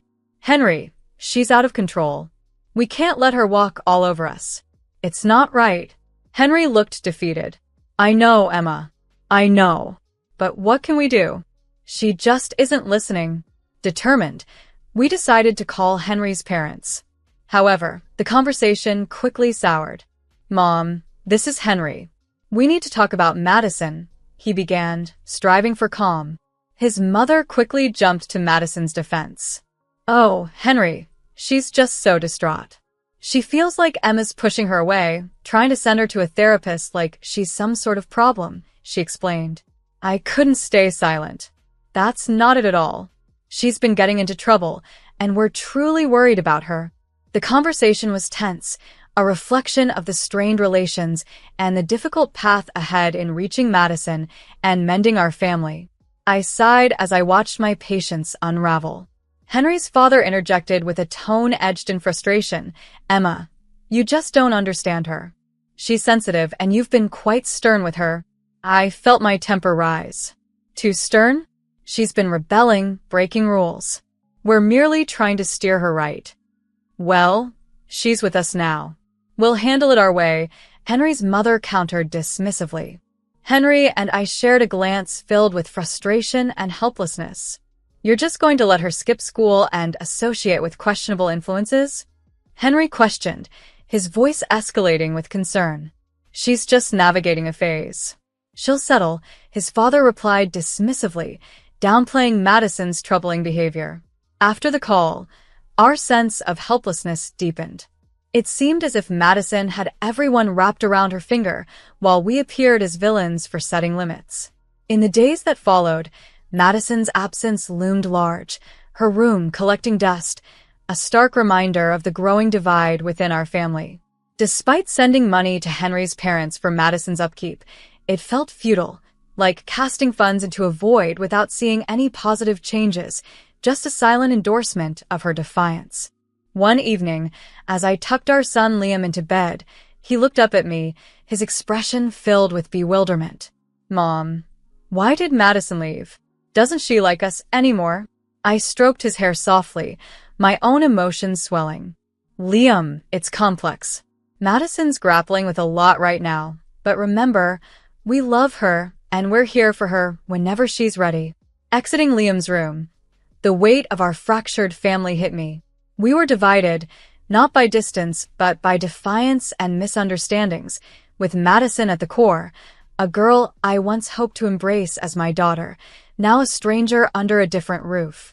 For years, our home had been eerily serene without Madison's chaotic presence. Then, unexpectedly, she returned. Henry and I were in the kitchen when she entered, her demeanor confident, almost defiant. "Hey," she greeted nonchalantly as if her years of absence were mere days. "Madison, what are you doing here?" Henry asked, his face etched with surprise. "I've got news. I'm getting married," she announced, a smug smile curling her lips. Henry and I exchanged a look of shock mixed with cautious hope. "That's wonderful, Madison. Congratulations," I managed, though skepticism lingered. "Yeah, thanks. "But here's the thing, I need money for the wedding," Madison stated bluntly, getting right to the point. Henry's face tightened. "Money, Madison? You vanished for years, and now you return just to ask for money?" Madison rolled her eyes. "Come on, Dad. It's not like you can't spare it. It's not much I'm asking for." The tension in the room spiked. "Madison, it's not merely about the money. You can't just reappear and expect us to just open our wallets," I interjected. "Emma," Madison snapped, cutting me off, her tone dismissive, "I'm not asking for your opinion. I'm asking Dad for a favor." I was taken aback by her audacity. Madison, we're a family. We make these decisions together, I asserted firmly. She looked at Henry, her expression softening slightly. Dad, please. It's my wedding. I just want it to be perfect. Henry sighed, running his hand through his hair. We'll think about it, Madison. This interaction left us all wrestling with a mix of emotions, navigating the delicate balance between family ties and personal grievances. But you can't just expect us to hand over the money without discussing it first, I said, as Madison's demeanor shifted, perhaps realizing that her direct approach wasn't effective. I know, I'm sorry, she admitted, softening. I just really want my wedding to be special. After she left, Henry and I had a long, serious talk. Maybe this is a chance for us to mend things, I suggested, feeling a mix of hope and caution. Henry nodded, albeit slowly. Maybe, but we're not just giving her a blank check. We need to be involved in the planning to ensure the money is spent wisely. Despite Madison's upfront manner, I saw this as an opportunity to close the gap that had grown between us. Perhaps we could start afresh with her. Yet, as I lay in bed that night, a nagging unease took hold. Madison's sudden return and her request felt like the calm before another storm. As the wedding day approached, and whirlwinds of preparation swept through, Henry and I decided to contribute generously to her wedding fund, hoping it would be a step toward repairing our strained relationship. However, a shocking turn of events occurred just days before the wedding. I called the wedding planner to check on the preparations. Hi, this is Emma Michael, Madison's stepmom. I'm just calling to check on the wedding preparations, I said, trying to sound casual. The wedding planner's voice was tense and hesitant. Oh, Mrs. Michael, yes, the preparations are going well, but what? I pressed, a knot forming in my stomach. There was a pause, and then she revealed, I'm not sure how to say this, but Madison has made some changes to the guest list. Changes to the guest list? What kind of changes?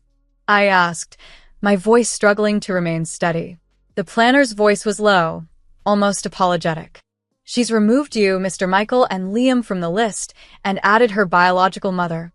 I felt as if I'd been punched in the gut. Her mother? The one who left her? Yes, and there's something else, the planner continued, her voice hesitant. The budget for the wedding, it's significantly less than the amount you gave her. Stunned into silence, I confronted Henry with the news. His reaction was one of disbelief, then growing anger. That ungrateful, Henry started, his fists clenched. Henry, calm down, I urged, though I shared his outrage. We need to talk to her about this. When we finally got Madison on the phone, the conversation was far from pleasant. Madison, why did you remove us from the wedding guest list? Henry demanded, his voice tight with anger. Madison's response was cold and matter-of-fact. Because I don't want your wife there. This is my day, and I'll have who I want. And what about the money? I asked, struggling to keep my composure. You spent only a fraction of what we gave you. That's none of your business, she snapped back. You gave me the money. It's mine to use how I see fit. We were at a loss for words, reeling from the audacity of her actions. Henry, in a rare display of fury, made a decision. We're taking back our money, Madison. We won't support this deceit, he declared, his voice resolute. You can't do that, Madison yelled, her voice shrill with panic. We can and we will, Henry responded firmly, signaling an end to our tolerance for her manipulation. Henry's voice was firm as he addressed Madison. You've crossed a boundary. The call ended abruptly with Madison throwing a barrage of insults our way before she hung up. Standing by his principles, Henry stopped payment on the wedding checks, effectively derailing the planned nuptials. Despite our attempts to reconnect and heal the breach, Madison's behavior made it painfully evident that some divides were too vast to bridge. The repercussions of the aborted wedding swept through our family with devastating intensity. Madison's reaction was explosive and acrimonious. She appeared at our doorstep, her features twisted in fury, accusing us venomously. You've ruined everything, she exclaimed, her eyes aflame. This was supposed to be my special day, and you've shattered it. You were dishonest with us, Henry countered calmly, despite the mounting pressure. You misled us about the wedding details and the finances. What were you expecting? I expected you to step aside and let me have my day, she retorted, her hands clenched. You pushed us away from your wedding, Madison, and you appropriated the funds for yourself. I tried to explain. I earned that after enduring years with you. She snapped back, her words sharp as knives. The confrontation escalated until, overwhelmed by anger, Madison stormed out, swearing never to forgive us. After she left, Henry and I faced the daunting task of picking up the pieces. Matters worsened when we got a distressing call from Henry's parents, who initially blamed us for the wedding disaster. However, the conversation soon took an unexpected turn. Emma, Henry, there's something you need to know, Henry's mother revealed shakily over the phone. After Madison left, we discovered she had taken some of my jewelry, pieces of significant value.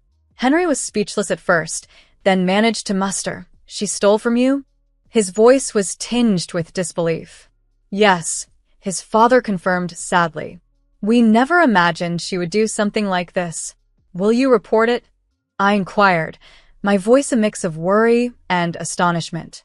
No, we can't bring ourselves to file a report against our granddaughter, but we're deeply hurt, his mother admitted, her voice faltering. The betrayal was difficult to digest. It was one thing for Madison to direct her anger toward us, but to deceive her grandparents was beyond comprehension. As the weeks passed without any communication from Madison, Henry held on to a sliver of hope that she might realize her errors and reach out. Yet I remained skeptical. Henry, do you genuinely believe she'll return after all this? I asked one quiet evening as we sat in our living room.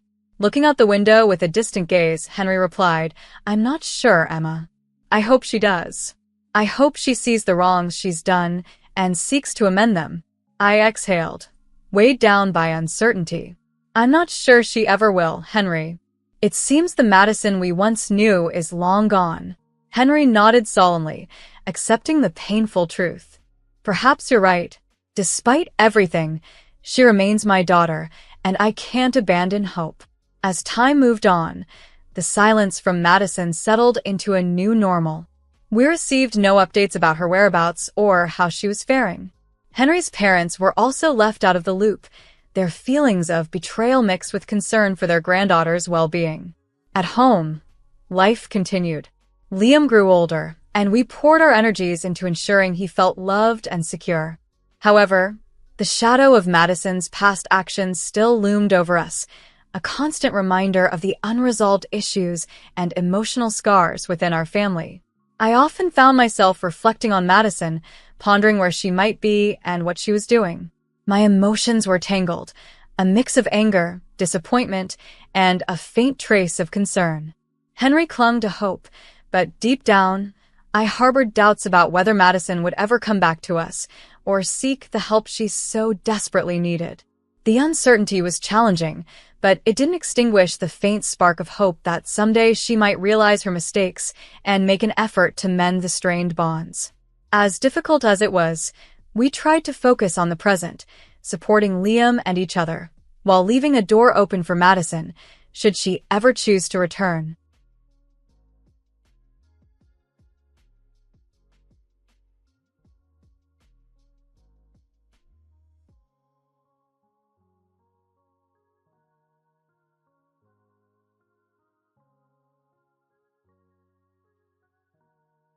I spent my childhood in a quaint two-story house in a small town, living with my parents and my older sister, Samantha.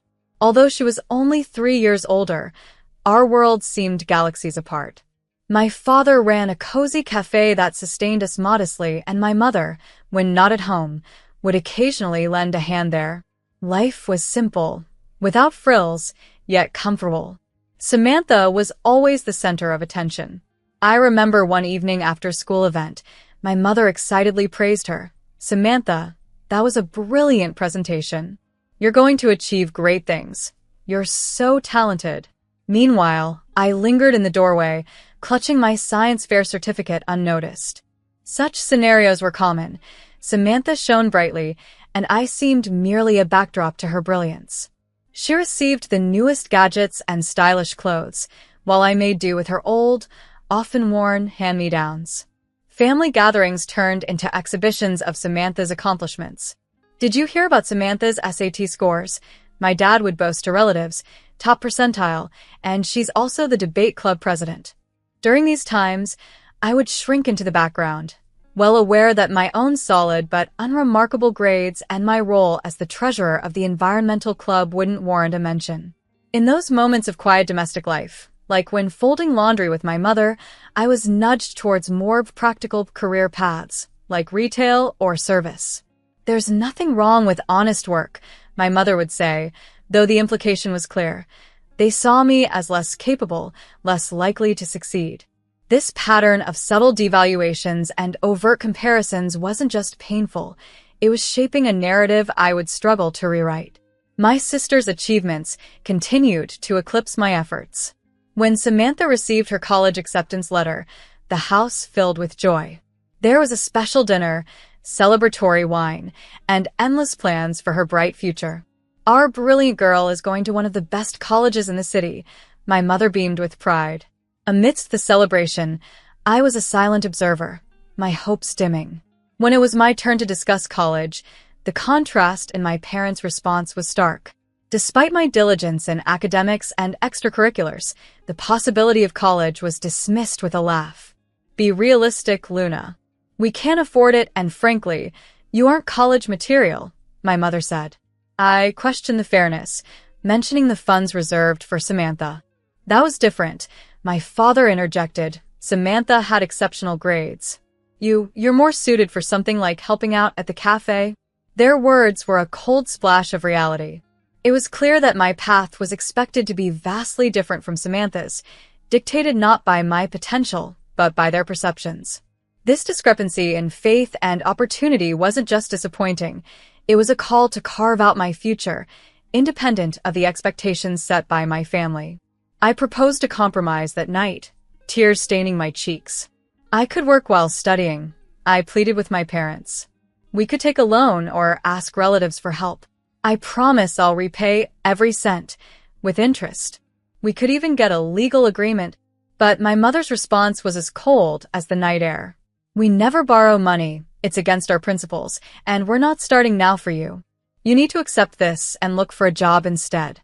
That night was long and sorrowful, but as dawn broke, my despair turned into determination. I turned to the only ones who truly believed in me, my grandparents. With tears still fresh, I poured my heart out at their kitchen table. "I can't give up on going to college," I insisted. My grandfather's gaze mixed anger and sorrow. "We don't have the money," he admitted, "but I'll see what I can do. No grandchild of mine will have their dreams crushed." The weeks that followed were an emotional whirlwind. My hopes plummeted when a bank loan application fell through, but then soared when Grandpa revealed his drastic decision.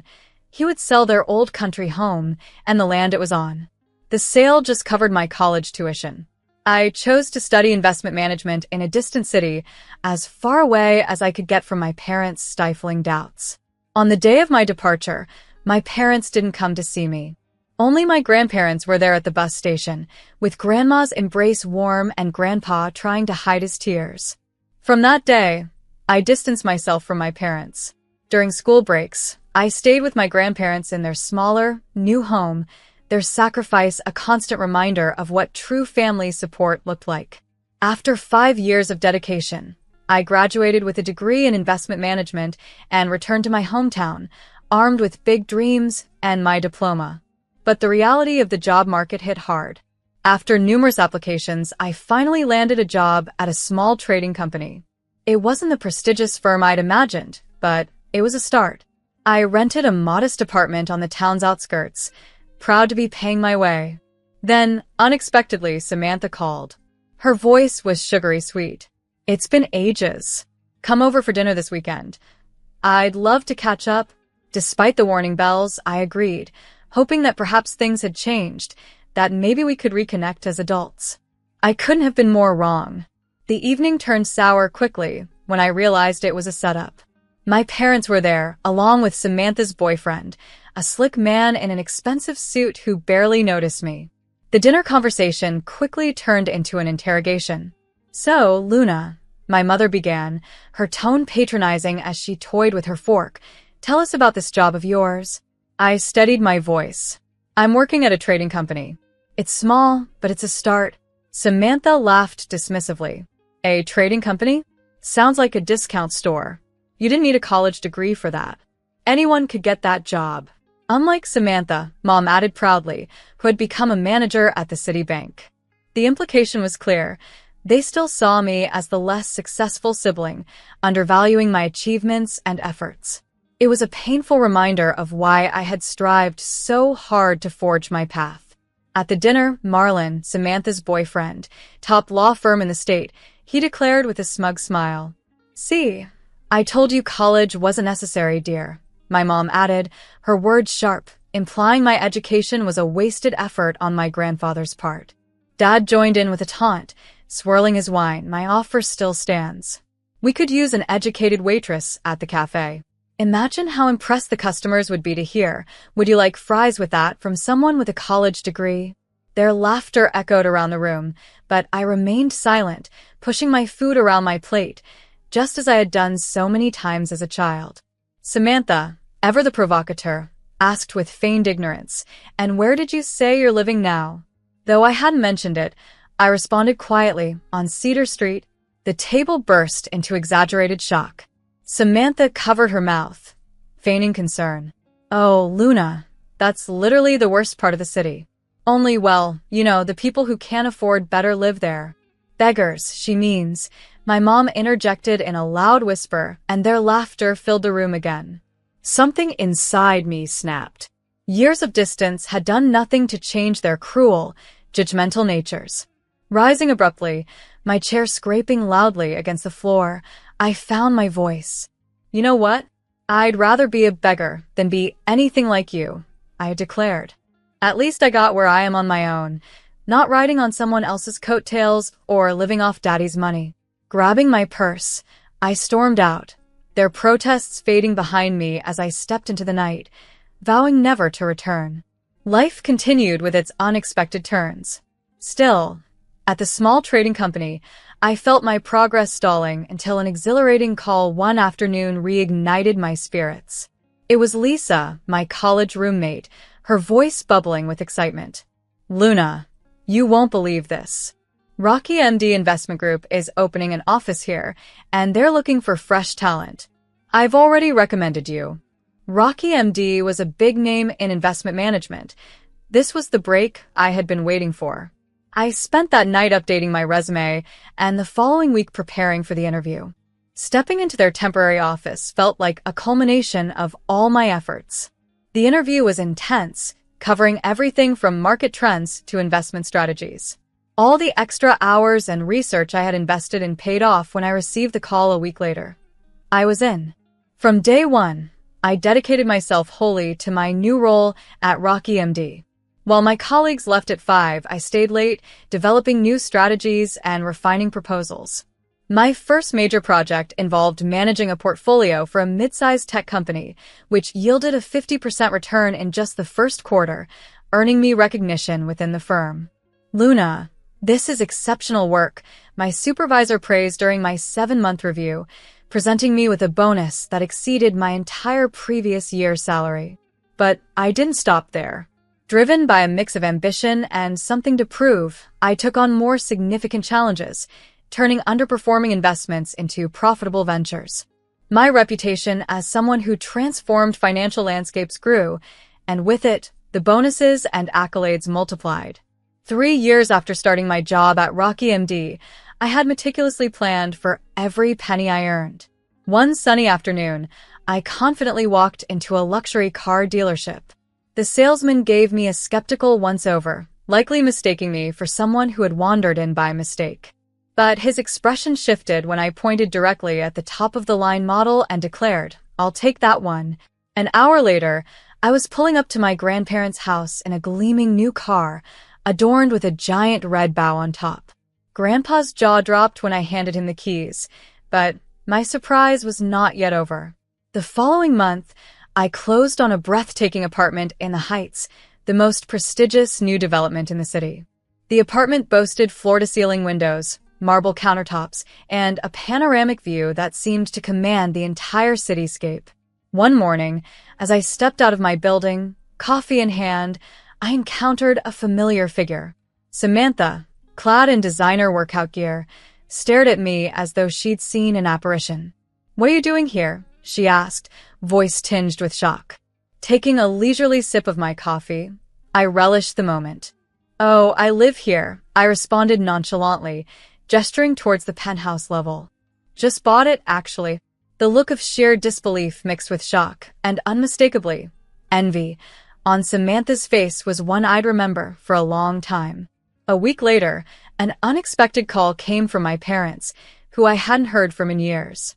They were surprisingly in the neighborhood and wanted to visit. Out of sheer curiosity, I agreed.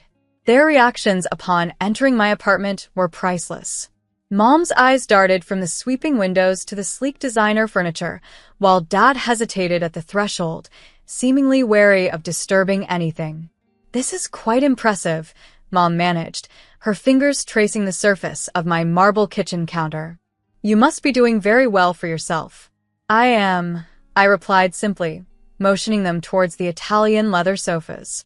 They sat, exchanging uneasy glances before Mom cleared her throat. "Well, we actually have some news. Samantha is engaged to Marlon. They announced it last month at an engagement party. An engagement party to which I was notably uninvited. They're planning the wedding for 7 months from now," Mom continued, her voice taking on a wheedling tone I remembered all too well from my childhood. "We've offered to pay half the expenses, as is traditional." Dad shifted uncomfortably. "But it seems the total budget is, well, it's $500,000. I nearly choked on my water. "Marlon's family has certain expectations," Mom added hastily. "They're very prominent in the community. We announced we'd cover half before we knew the amount, and now," she trailed off, looking at me expectantly. "Now you need $250,000, I finished for her. "Exactly," Mom brightened. "And since you're doing so well, living in this beautiful apartment, working at such a prestigious firm, you want me to give you the money," I said flatly. "A loan," Dad interjected quickly. "We're asking for a loan. We'll pay you back, of course. We'll even get it notarized." "We know it's a lot," Mom said quickly, "but we can't back out now. It would be so embarrassing with Marlon's family. They're expecting a certain standard.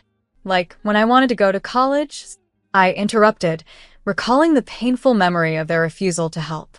"When I begged for help when I offered to sign a legal document promising to pay you back."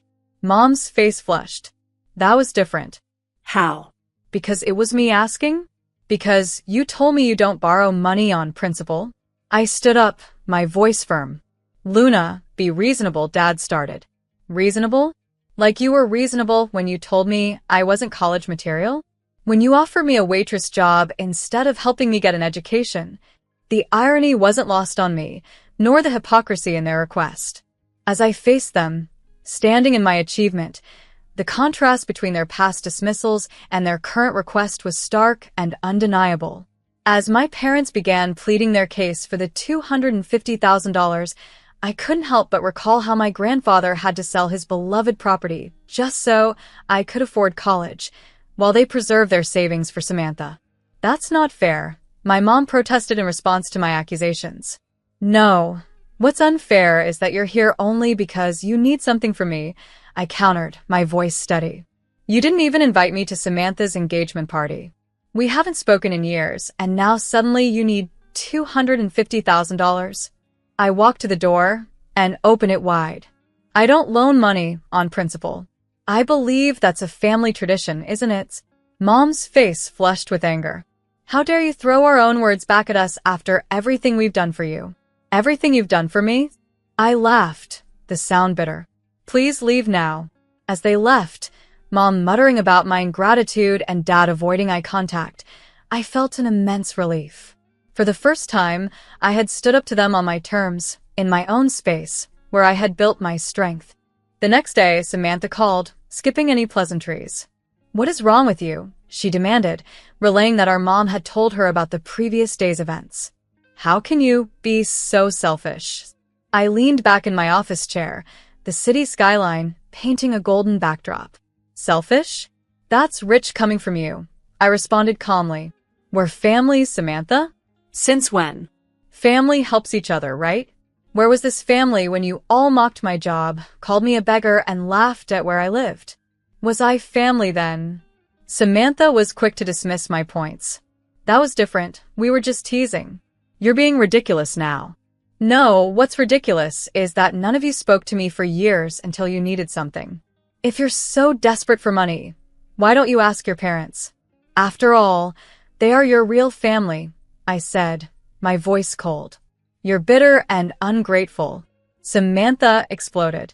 You think you're so much better than us now, with your fancy apartment and your big job. You're still the same pathetic little sister who is never good enough. The line went dead as she hung up. I sat there, surprised to find that her words didn't hurt anymore. They just made me tired. A week later, I was at my grandparents' house for Sunday dinner, a tradition we maintained since my college days. The atmosphere was unusually quiet. Your parents called us yesterday, Grandpa finally said, his voice laden with disappointment. I set down my fork. Let me guess, they asked for money for the wedding? Grandma nodded. They're getting desperate. Your mother had quite a lot to say about family obligations when we told them we're retired and don't have that kind of money, Grandpa added. She even had the nerve to suggest we sell the car you gave us. I was stunned. She suggested you sell your gift? That's when I hung up on her, Grandpa said with a hint of satisfaction in his voice. I told her that, unlike some people, we don't sell gifts from family members who actually care about us. Grandma reached across the table and squeezed my hand. We sat in understanding silence, bound together by something stronger than mere blood ties. Word travels fast in a small town, and my parents ensured their version of events spread even faster. Within weeks, their carefully crafted narrative had permeated our extended family and social circles. I overheard snippets of their story one day at the local grocery store, not realizing I was in the next aisle. Did you hear about the younger daughter? A friend of my mother's gossiped loudly. Got some fancy job, and now she thinks she's too good for her own family. But hearing that, I simply smiled and moved on, knowing the strength and truth of my own story. Now, people said I thought I was too good for my own family, that I wouldn't even speak to them anymore because they were too poor for me. During church visits with my grandparents, relatives cast disapproving glances my way. One evening, my Aunt Salma called, her voice heavy with judgment. Your mother told me you wouldn't even let her into your apartment when she came to visit. How could you treat your mother like that? I could have set the record straight. I could have explained how my parents only reached out when they needed money, how they never supported my dreams, and how they ridiculed me at every opportunity. But experience had taught me that defending yourself against toxic people only serves to feed their narrative. Instead, I focused on my career, spent quality time with my grandparents, and let the rumors float around me like autumn leaves caught in a gust of wind. My grandparents knew the truth. They had been there through it all, and their understanding was all that mattered. 3 weeks before the wedding, Samantha tried one last time. She appeared at my apartment unannounced, dressed in her most lavish outfit and wearing a smile practiced enough for a beauty pageant. Luna, we need to talk, she said, brushing past me into the living room. This has gone on long enough. We're sisters. We shouldn't be fighting like this. I stood by the window, arms crossed, watching her make herself comfortable on my sofa as if it were her own. Why are you here, Samantha? To make peace? She flashed me her most convincing smile. And to help you understand the situation better. You see, Marlon's parents aren't just rich. They're old money, with connections everywhere. The wedding has to be perfect. I waited, knowing there was more to come. The final payments are due next week. The restaurant deposit, the wedding planner fee, the flowers. She fidgeted with her engagement ring nervously. If Mom and Dad can't contribute their share, it's going to be so embarrassing. Marlon's parents will find out they couldn't afford it. It won't just reflect badly on Mom and Dad. It'll reflect on me, on my future with Marlon. So, this visit isn't really about reconciling. It's about the money? Well, yes, she admitted, standing and walking over to me, placing her hand on my arm. "Luna, please, you're my sister. I need your help. We need to make a great impression on Marlon's parents."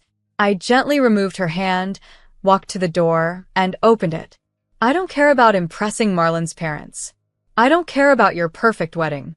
And I definitely don't care what any of you think anymore. You're making a huge mistake," she said, her voice trembling with anger. "You'll regret this." I smiled, feeling genuinely at peace. No, Samantha. For the first time in my life, I'm absolutely certain I won't.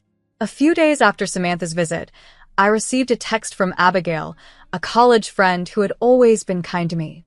She thought I should know what happened at the country club the previous evening.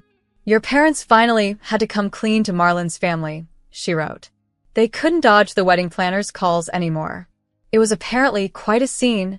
I could easily picture it. The elegant country club dining room, Marlon's affluent parents in their designer outfits, the moment my parents had to admit they couldn't afford their share of the wedding expenses." According to Abigail, Marlon's mother had turned practically purple with rage. The carefully planned fairy tale wedding began to unravel. The honeymoon suite in Hawaii was canceled, the order for vintage champagne was scaled back, and the designer floral arrangements were simplified. Marlon's parents eventually agreed to cover all the expenses themselves, but the damage to the family's image was already done. The wedding went ahead, albeit scaled down from its original grandeur. I wasn't invited, of course, but that hardly mattered. I had found my peace, far from the turmoil of family expectations and financial dramas. I hadn't anticipated an invitation to the wedding, and indeed, none came my way. My grandparents, however, received one but chose to send a polite note of decline due to prior commitments. Instead, we spent that Saturday together, enjoying a quiet picnic in their backyard, deliberately steering clear of any discussion about the wedding unfolding across town. A week later, the wedding photos started circulating on social media. One evening, with a glass of wine in hand, I found myself scrolling through the images. Each picture was a carefully orchestrated display of affluence and elegance. There was Samantha, radiant in her designer gown, and Marlon, who appeared stiff and formal, surrounded by guests who resembled expensive statues more than joyful celebrants. My parents were easy to spot, dressed in new outfits likely charged to credit cards, trying desperately to fit into that world of old money and country club prestige. Yet, their smiles seemed forced, their poses awkward. Marlon's parents were present in only a few photos, their expressions oscillating between barely concealed disdain and outright displeasure. In one particularly telling image, his mother looked at my parents with a look that one might reserve for an unpleasant surprise at the bottom of a shoe. Over the following weeks, Abigail kept me updated via text. Samantha and Marlon had moved into a luxurious house, a wedding gift from his parents. My parents, it seemed, didn't frequent this new home much. They weren't quite the Sunday dinner guests Marlon's family had envisioned. Since before the wedding, I haven't spoken to my parents or Samantha, and I doubt I ever will again. But sitting in my apartment, watching as the sunset painted the city sky in brilliant shades of gold, I felt a profound sense of peace with this distance. Some bridges, once burned, should indeed remain as ashes, a testament to the boundaries we set to protect our peace and dignity.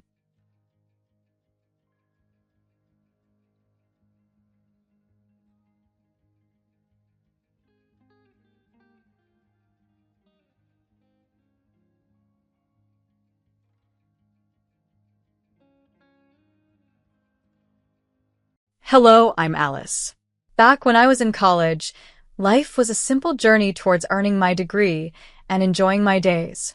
Then along came Samuel. He had a noticeable charm, though somewhat overbearing. Initially, I wasn't particularly drawn to him, but he was persistent. One day, he made the bold move of visiting my family home unannounced. He confidently approached my father, greeted him with a broad smile, and made his intentions clear. "Mr. Hudson, I'm Samuel. I've been dating Alice, and I'm here because I truly care about her. I want to assure both you and Mrs. Hudson of my sincerity." My dad was surprisingly impressed by Samuel's straightforwardness and old-fashioned respect. That evening, my father took me aside, his expression serious. "Alice, that young man Samuel, he seems reliable, with a strong character for showing up like this. Maybe you should consider seeing where this goes." Taking his advice, albeit somewhat reluctantly, I agreed to go on a date with Samuel. To my surprise, Samuel's charm came through when he dialed back his intensity. He was actually quite amusing and showed a genuine interest in our conversation. Gradually, his persistence began to win me over, and we started dating more seriously. It wasn't a cinematic romance filled with grand gestures or dramatic moments, but there was genuine comfort and enjoyment in our time together. Soon, college was behind us and there was Samuel proposing in front of my entire family. It felt right, so I accepted. Everyone was overjoyed, especially my parents. My father was particularly moved, warmly welcoming Samuel into the family. Life accelerated quickly from there. We got married, settled into a cozy home that my parents helped us choose, and then welcomed our son Jack. Those days were filled with the laughter of our baby, sleepless nights, and the joys and challenges of turning our house into a home. Samuel invested his energy into his new venture, a car repair shop, which my father helped finance, equipping it with the latest tools. It was a gleaming showcase of chrome and fresh paint. Samuel proudly showed off our son at the shop, declaring Jack and the business his greatest accomplishments. As years passed, our life settled into a routine of family dinners, weekend barbecues, and the usual small arguments over finances and household responsibilities. Jack grew up quickly and soon left for college, seeking his adventures, leaving me in a home that felt overwhelmingly empty. Meanwhile, Samuel's once thriving workshop began to struggle, continuously draining money and accumulating debt. My father's attempts to keep the business afloat only increased the tension between Samuel and me. It all came to a head one Thursday when Samuel returned from a frustrating meeting with my dad, visibly agitated and angry about being undermined. "He's driving me insane, Alice. Your dad. He still treats me like I don't know what I'm doing," he vented, his frustration palpable as he tossed his keys onto the table, where they skidded and fell to the floor. The keys clattered to the floor as I picked them up, my voice steadied to keep calm. "Samuel, he's just trying to help.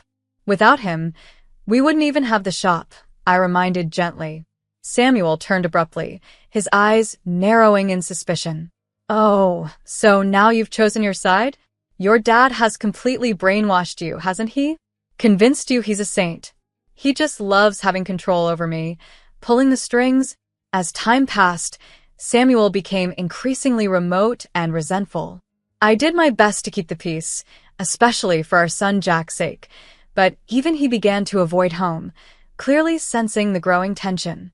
One chilly evening, while I was tidying up after dinner, Samuel slumped into the kitchen, his expression twisted in disdain. "You know, Alice, you used to be quite a sight. Now, just look at you." I froze, a half-dried plate in hand, his words stinging like a slap. "Excuse me?" I managed, incredulous. "You heard me. You've let yourself go. It's like you don't even bother anymore," he accused, leaning lazily against the doorframe, his arms crossed as if he were passing judgment. Setting the plate down, my hands trembled with a mix of anger and pain. "And what about you, Samuel? When was the last time you looked at yourself? When did you last treat me as more than just your housekeeper or cook?" He scoffed dismissively. Please, Alice. "I run a business. I'm out there every day working hard. What do you do?" Infuriated, I cut him off. "Just sit around getting old and fat. Is that it?" He didn't respond, merely turned and walked away, leaving me in the silent aftermath of our crumbling relationship. Life continued, and the day came when Jack, filled with both pride and sorrow, packed up his belongings and moved out to pursue his dreams, leaving me feeling bound to life with a man who only saw me as a shadow of who I once was. Then, the sudden death of my parents blindsided me. Their plans for a European trip were cut tragically short. In my shock, Samuel was already circling like a vulture over the inheritance. "Alice, we need to handle your parents' estate. It's what they would have wanted, he urged, his concern never quite reaching his eyes. We met with the notary, who solemnly revealed that according to my parents' will, part of the estate would be disclosed now and the rest in a year. Samuel's impatience was almost childlike, eager for what he expected to be a substantial inheritance. However, the will's terms were not as he hoped. The large, ivy-covered family house was left to my future grandchildren and their guardians. Jack surprised us one day by arriving with a young woman, a wedding ring gleaming on her finger. "Mom, meet Brianna, my wife." His announcement left me reeling, yet it soon became clear he had plans I hadn't yet understood. Brianna's presence brought a calculated charm to our household from the moment she stepped in. She danced around Samuel, showering him with compliments about his business prowess. "Samuel, you're incredibly sharp. I can't fathom how you endure living with someone who fails to recognize your worth." Her words coaxed rare laughter from Samuel, a sound that had grown foreign in our home.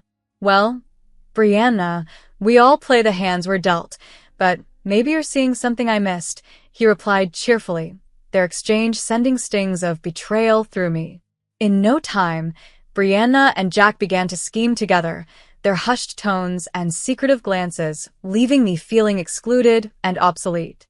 They treated me as if I were a relic, too cumbersome to remove, yet too outmoded to value. On one particular evening, they dressed in their finest and prepared to leave, their laughter echoing like an afterthought. "Where are you headed?" I asked mechanically, already anticipating the sting of exclusion.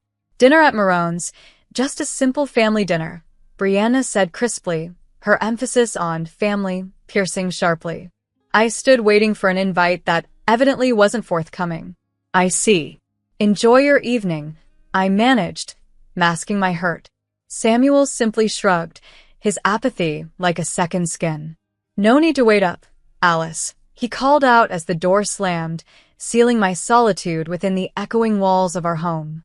When I urged Brianna to assist around the house, her reactions were exaggeratedly indignant. "Do I look like your maid?"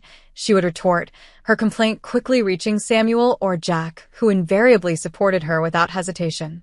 "I'm merely trying to maintain a tidy home," I would defend myself, feeling absurd with a spatula in hand as I stood in my kitchen. Samuel's dismissive gestures were all too familiar. "Alice, she's carrying your grandchild. Maybe cut her some slack." The irony of his statement burned hotter than the roast I overcooked. Tired of being the sideline character in my own life story, I sought refuge in neighborhood cafes. These spots became my retreats, where the familiarity of the baristas with my coffee order provided a small comfort away from the domestic turmoil. One stormy afternoon, as I ducked into my preferred cafe, I unexpectedly ran into Julia, a dear college friend. Her delight at our reunion was evident. "Alice, it's been forever. Let's catch up over coffee," she suggested. We settled into a cozy corner, with hot coffee warming our hands. Julia filled the air with nostalgic stories peppered with laughter. However, her mood shifted as she recounted a somber memory. "Remember that guy from college? The one always after the rich girls?" she inquired, her spoon clinking against her cup thoughtfully. I nodded, uneasy. "He ended up marrying one, convinced her he was in love, but all he wanted was her money. She lived a miserable life," Julia shared, unaware of the parallels drawing in my mind. A chilling realization dawned on me as Julia's tale seemed to reflect my situation, forming a vivid image of Samuel in my thoughts. I hastily steered the conversation elsewhere, not ready to dive into those murky waters just yet. Once home, haunted by Julia's words, I knew it was time to confront Samuel directly. I found him nonchalantly browsing a magazine in the living room. Taking a deep breath, I steadied myself. "Samuel, we need to talk," I announced, more composed than I felt. "I met Julia today. Is it true, Samuel? Did you marry me just for my money?" I asked, unable to mask the tremor in my voice as he locked eyes with me. Samuel straightened, his expression sober. "Let's be honest, Alice. You were the perfect solution at the right time. I had debts, and you had a way out for me." His blunt words hit me, a mix of betrayal and an odd sense of relief washing over me. The truth, harsh and unfiltered, laid everything bare. My life, as I had known it, was nothing more than a facade. Things took a drastic turn when Samuel declared we were moving. Not just any move, but into my parents' old house, the house that wasn't meant to be ours yet. And the worst part? He hadn't even bothered to consult me. "We're moving to your parents' place, all of us.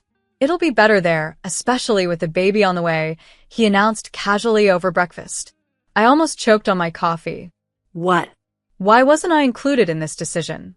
"It's my family home, Samuel." His reply was chilling, devoid of any warmth. "Honestly, Alice, when have I ever needed your input for anything that matters? I've been looking forward to leaving that cramped house and finally enjoying life a bit. Your parents' passing just made it easier." His audacity left me speechless. Then came the real shock. He had sold our house. "I've handled everything. I sold the house and bought a new car for myself and one for Jack and Brianna. We're going to start living a little, Alice."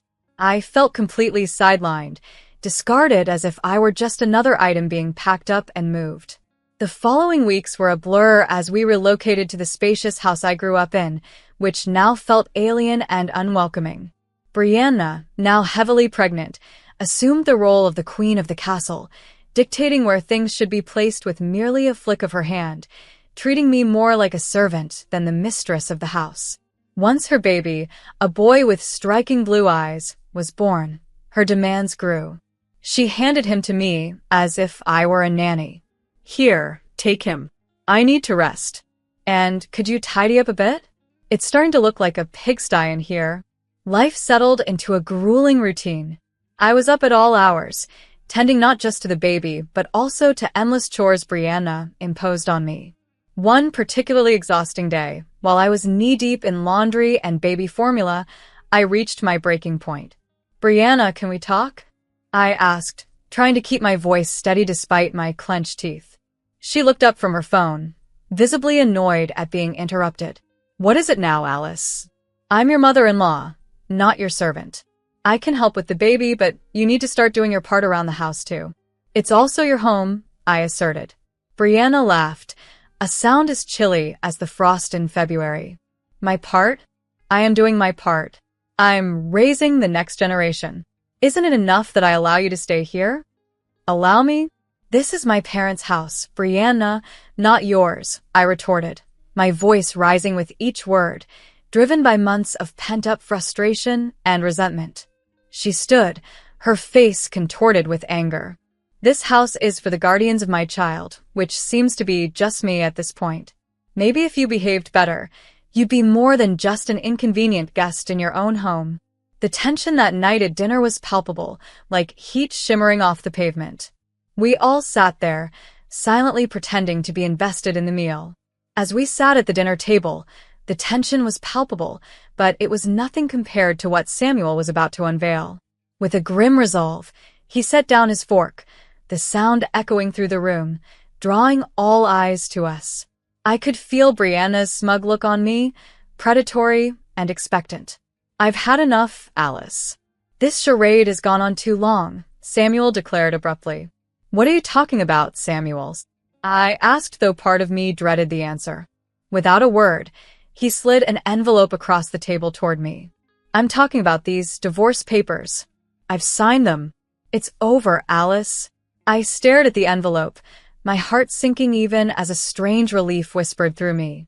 I knew our marriage had been over in spirit for a while, but Samuel's cold, public dismissal was a harsh blow. I picked up the papers, my vision blurring as I fought back emotions. "And where am I supposed to go?" I managed to ask, my voice more steady than I felt. "Not my problem anymore. Pack your things. The house belongs to my grandson now, and frankly, you're just taking up space," he replied coldly, his words cutting deeply. Brianna's smirk from across the table told me all I needed to know about her feelings. She leaned in slightly, her voice a whisper meant only for me. "Finally, some peace around here." Jack, my son, sat silent, his gaze fixed on his plate, his quietness a deeper betrayal than Samuel's sharp words. Rising from my chair, the scrape against the floor felt unnaturally loud in the sudden silence. "Fine, I'll go," I stated, my voice calm but inside, a storm raged. I walked away from the dinner table, my movements measured and dignified, and began to pack years of my life into a few boxes and suitcases. That night, I checked into a hotel, the loneliness enveloping me. The next morning, propelled by a restless need for direction, I visited a lawyer. Fatefully, I ran into Julia there. Her face etched with worry, she rushed over to me. "Alice, what are you doing here?" her voice laden with concern. "I could ask you the same," I replied, mustering a weak smile. She sighed, pulling a photo from her purse. "It's my son. He's in trouble. His bride-to-be left him, and she's pregnant. He wants to find her, take responsibility for the child." She handed me the photo, and my breath caught. The woman in the picture was unmistakably Brianna. "That's Brianna," I gasped, the pieces falling into place with a sickening certainty. "She's married to my son, and she just had a baby." We sat down, and I spilled everything. The dinners, Brianna's remarks, the divorce. Julia listened intently, her expression darkening with each word. "This changes everything," she stated grimly. "We need to find out the truth." A few days later, I returned to the house under the pretense of collecting some last items. While there, I discreetly obtained a hair from the baby's brush. The wait for the DNA results was agonizing, but when they came, they confirmed our worst fears. Jack was not the father. Julia's son was. Resolved to confront the tangled web of lies, I decided to meet those who had betrayed me.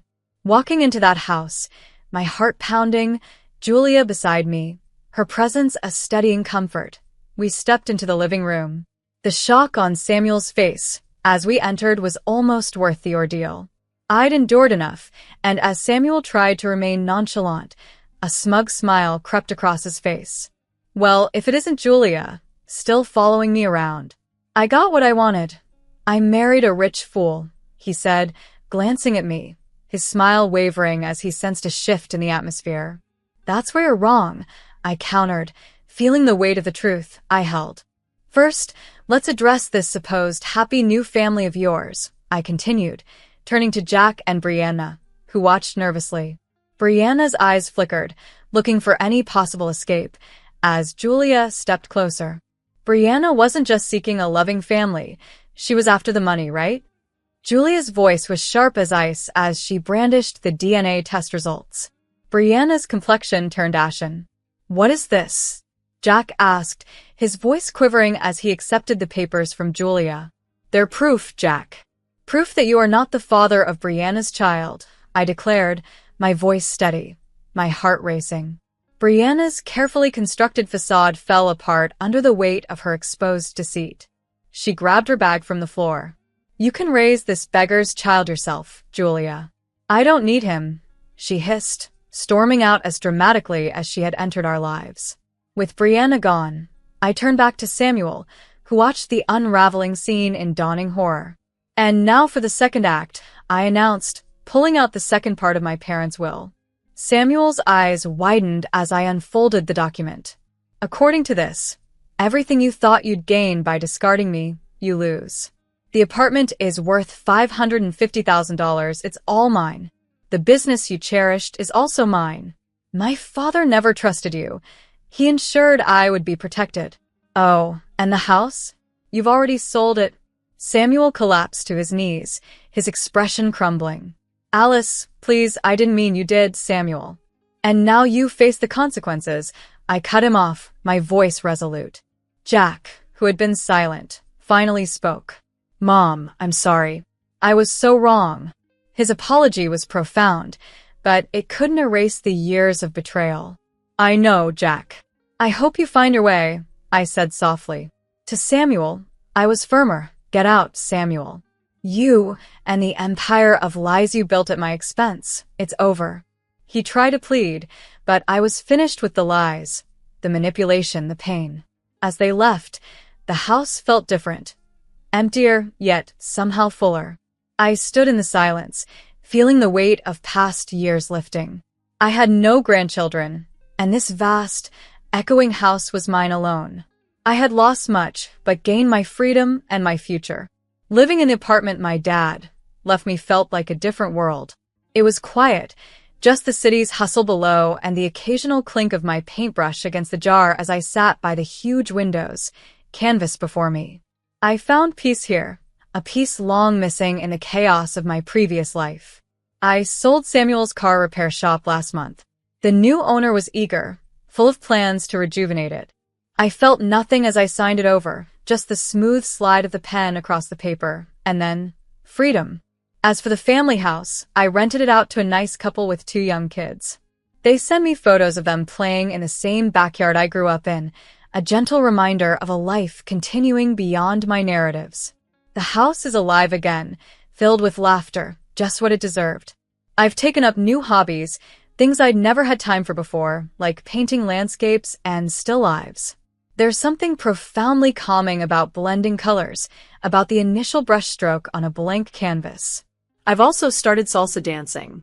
Walking into my first class, I felt out of place, a middle-aged woman among young dancers. But once the music kicked in, none of that mattered.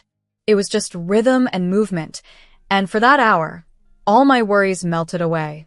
Julia and I keep in close touch. It's intriguing how life loops back. Her grandson, who I once thought was related to me by blood, is growing up swiftly. Julia often brings him over, and we spend time at the park or just playing in my apartment, which I've stocked with an assortment of toys. "Look at him, Alice," Julia said during their last visit, her eyes sparkling as the boy toddled around, chattering to himself.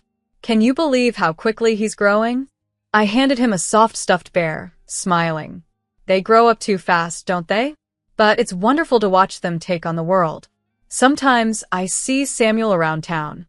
The last time was at a newsstand where he was just another face in the crowd. Our eyes met briefly, mine free of anger and sorrow, his quickly shifting away. I continued on my way, my head held high. As for my son Jack, we talk from time to time. Things between us aren't the same and maybe never will be, but there's a thread of hope. He's seeing someone new, a woman he describes as kind and heartfelt. "Mom, I'm taking it slow this time," he shared over the phone last week, his voice cautious yet hopeful. "I really like her and I want to do this right." I smiled to myself, pleased to hear the maturity in his words. "That's great, Jack. She sounds wonderful." There's hope that one day he'll settle down with someone who truly appreciates him for who he is. And if they have children, the family house will be there, ready to welcome another generation filled with love and laughter. The prospect of being part of a family, in the true sense of the word, lingers in my thoughts, a serene and fulfilling possibility that aligns with the newfound peace in my life.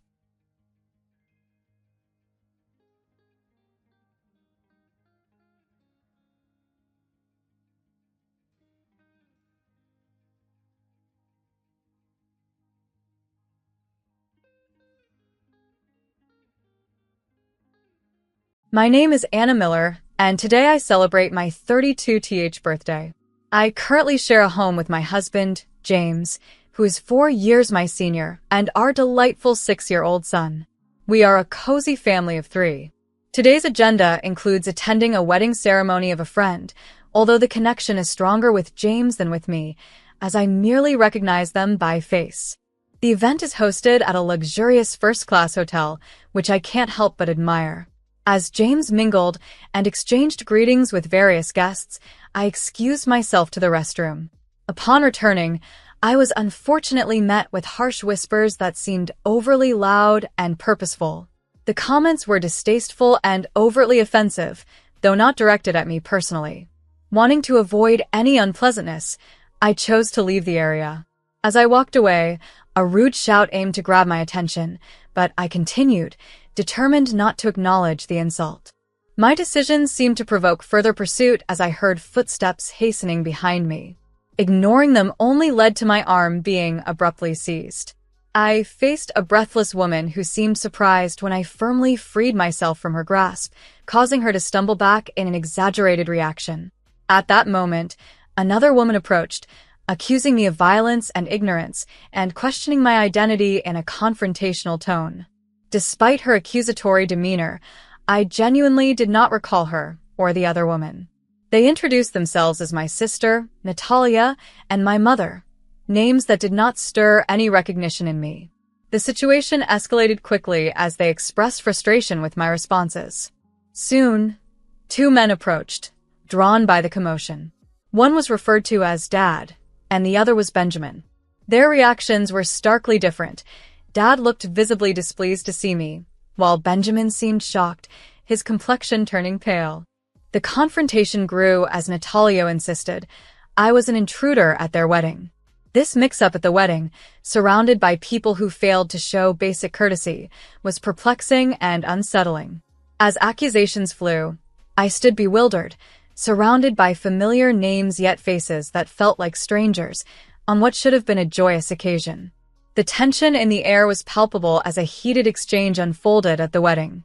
Amidst the chaos, someone shouted for security, prompting a quick intervention to calm the rising tempers.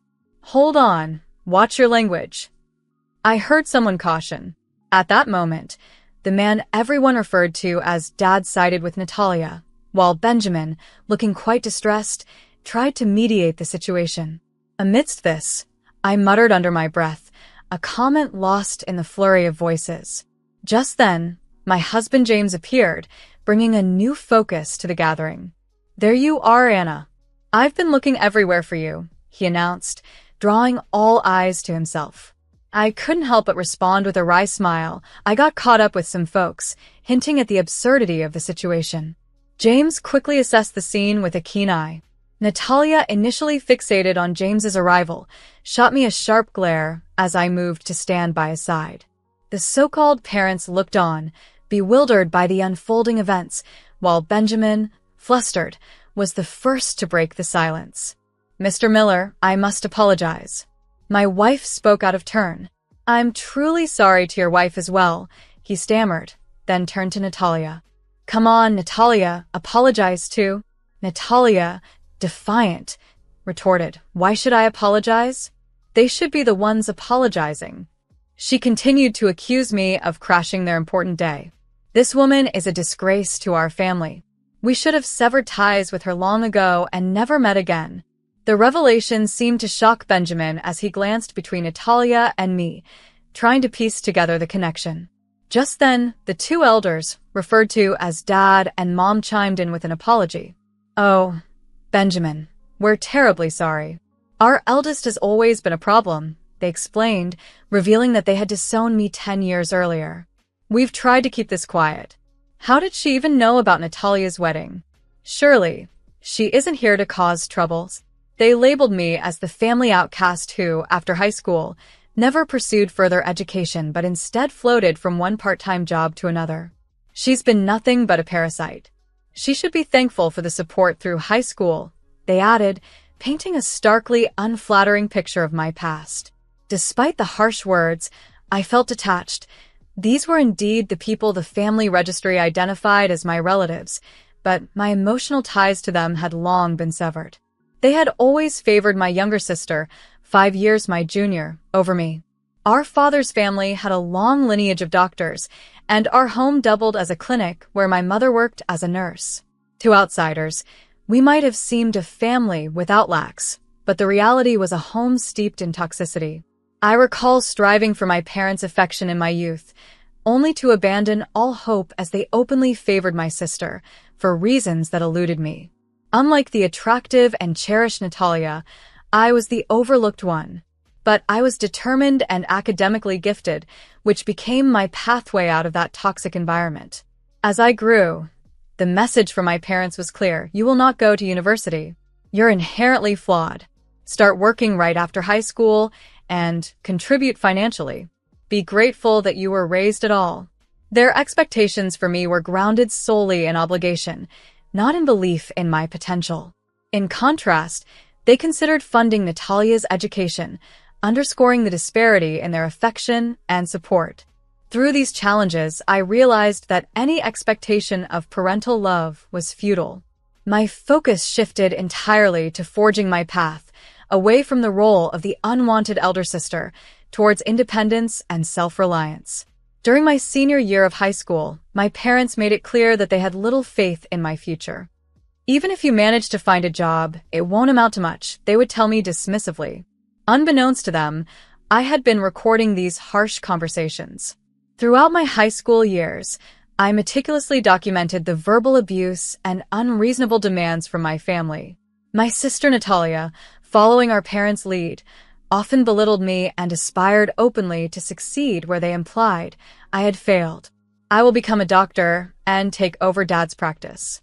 Don't worry, I'll work hard enough for both of us since my big sister can't, she'd say proudly as our parents nodded in agreement. These conversations, openly demeaning, played out regularly as if scripted for a drama, underscoring their disdain for me while praising Natalia as the family's pride. After high school, I worked various part-time jobs for about 4 years. Technically, I was still living at home where I was considered a nuisance, yet they refused to let me leave, wanting to keep me under their control. Secretly, I rented an apartment, knowing well that as an adult, I no longer needed their permission to make my own decisions. There were challenges like finding a guarantor, but I reported less income than I actually earned to minimize the financial demands of my family. Additionally, I started investing, slowly growing my savings. When Natalia was preparing for her high school entrance exams, she claimed she couldn't concentrate with me around, and I was finally asked to leave. My parents probably expected this to be a temporary situation, but for me, it was the break I needed to gain full independence. To their surprise, I never returned. Over time, I became irrelevant to them. Natalia was all they needed. 10 years later, while attending a wedding, I overheard an argument between Natalia and her now husband, Benjamin. Despite the tension, it seemed to be a misunderstanding about the guest list. Benjamin insisted that I was a guest. This was the wedding day of Natalia and Benjamin, a fact I had acknowledged but felt detached from, as my interest in the family drama had long waned. As the argument escalated, my father suddenly recognized Benjamin's connection to a prestigious medical family. "Isn't he the son of the head of Miller General Hospital?" he exclaimed, surprised. My mother and Natalia echoed his shock, recognizing the significance of the connection. At that moment, my husband James introduced himself. "Nice to meet you. I'm James Miller. This is my wife, Anna," he said with a warm smile. James's parents were well-respected doctors who had managed a hospital for many years. James himself was a promising medical student, passionate about his future in medicine. My parents' reaction was one of sheer amazement, a stark contrast to their previous dismissals of my potential. Suddenly, amidst the surprise and reconciliations, Natalia's husband intervened, perhaps to clarify the situation further or to ease the tension that his in-laws' sudden interest had sparked. It's almost surreal to think that Dr. Miller's wife is my sister. Can such a coincidence even be possible? "That means we're relatives now," said Benjamin Wells, a university hospital doctor, and my sister's husband, unable to hide his surprise. He expressed his apologies for any past misunderstandings involving his family.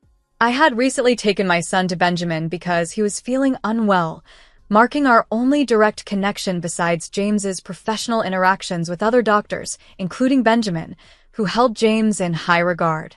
"How's Max feeling now?" "From my diagnosis, he should start receiving treatment immediately. I suggest you get him tested and hospitalized at my hospital," Benjamin kindly offered.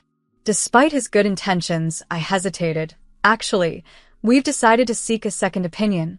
His surprise was evident, possibly because he viewed my son's case as special, but I was cautious about my child being seen as just another case. Suddenly, a mocking voice cut through. "Why do you act so high and mighty? Marrying a doctor doesn't change your worth or your education. And thinking of raising a child? Poor kid." It was Natalia, my sister, her words sharp and dismissive. Benjamin quickly intervened. "Natalia, please stop. We're family. Why do you say such things?" Unmoved by Benjamin's plea, Natalia's stance was rigid with self-righteousness. James, witnessing this, turned to me with doubt in his eyes. "Anna, are they really your family?" I shook my head. "No, these people can no longer be called family." I recounted the harsh realities of my childhood, how they'd scold me without cause, refuse me food for minor accidents, give me secondhand clothes while flaunting the new outfits they bought for Natalia, and even destroy my study materials. They're not my family, I affirmed.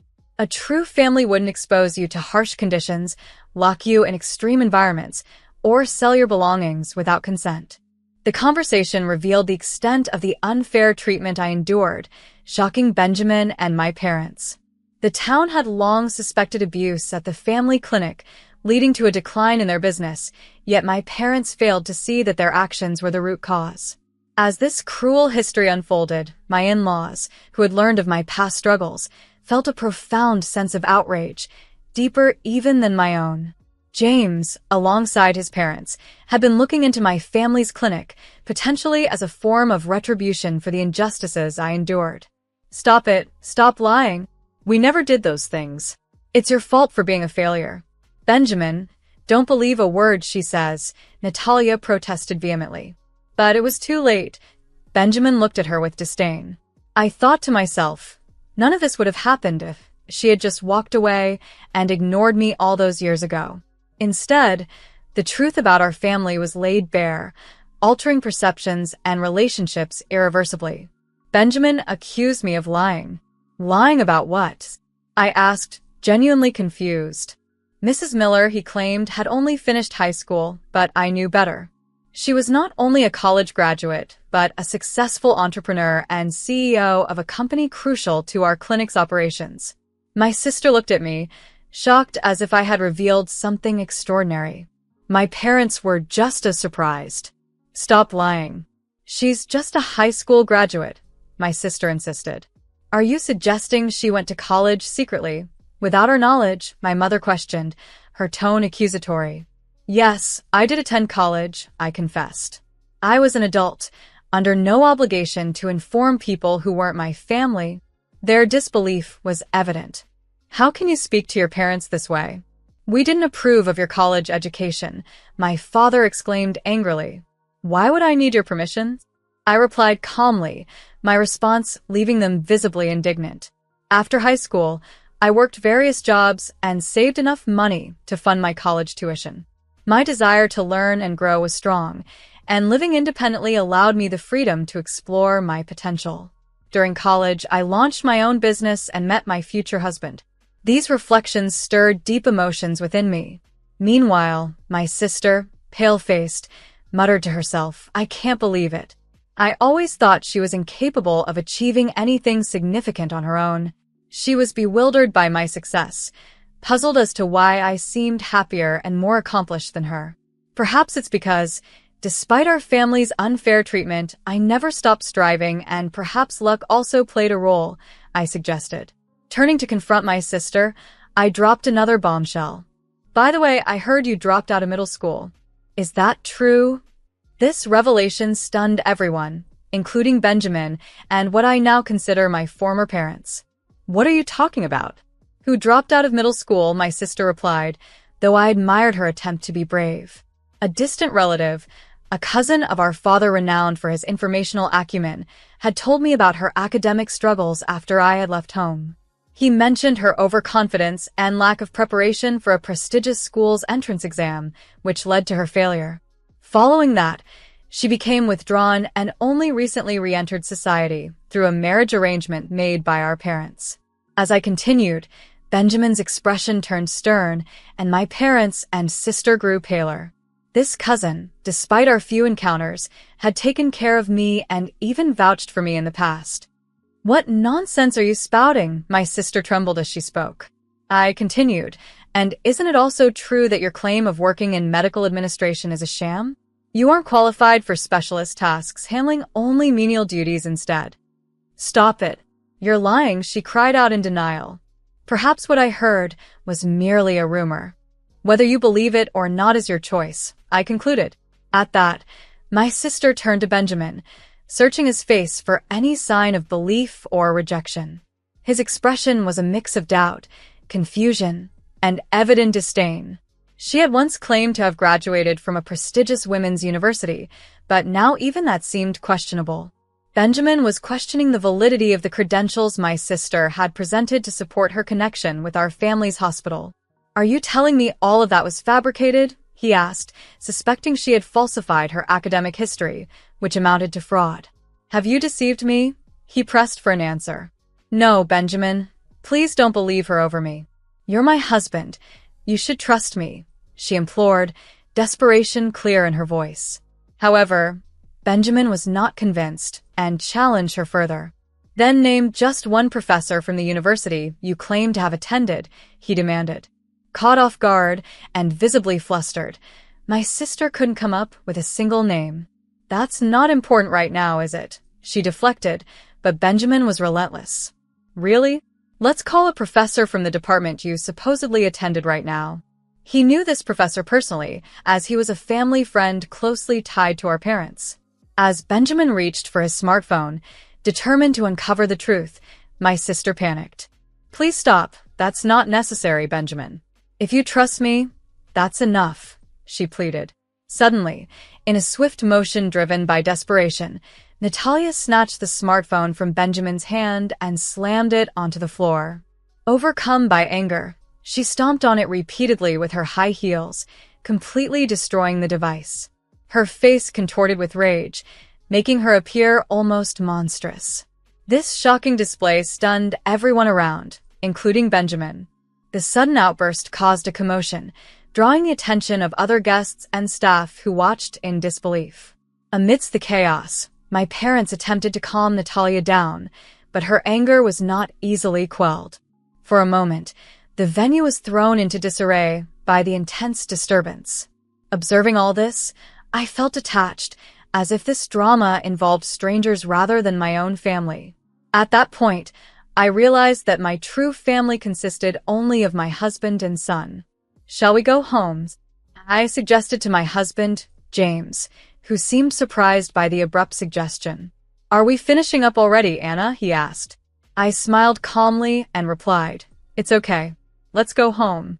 Oh, and let's stop by the cake shop at this hotel on our way back. They have a cake that's been very popular lately. That sounds like a good idea, James agreed, and with a light laugh, we left the chaotic scene behind.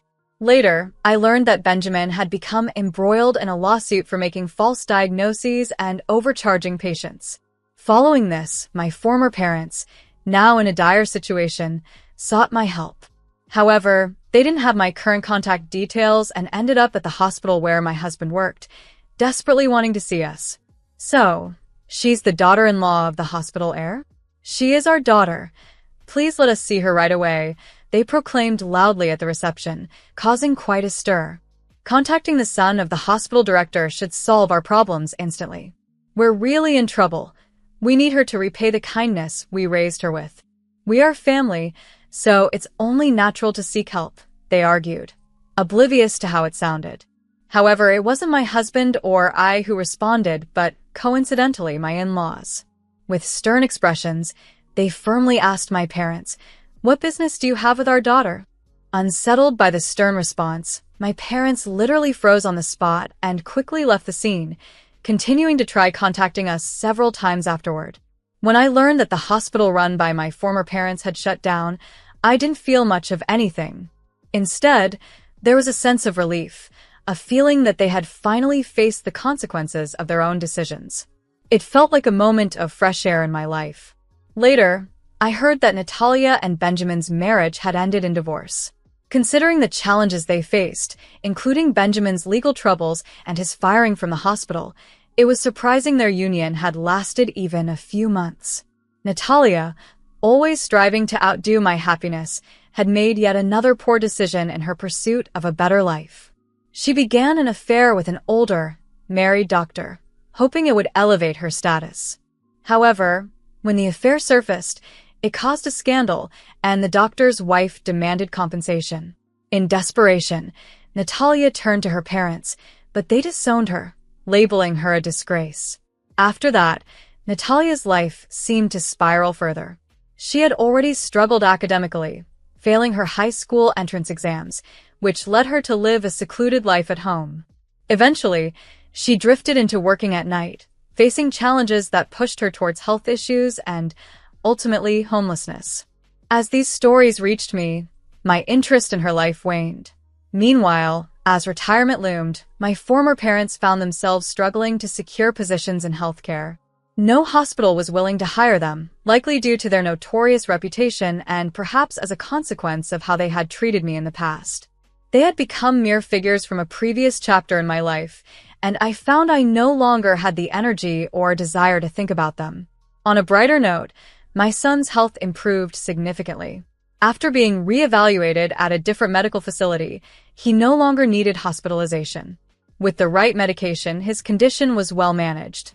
This development reaffirmed my commitment to do everything possible to protect and provide for my family, steering clear of the turmoil that once surrounded us.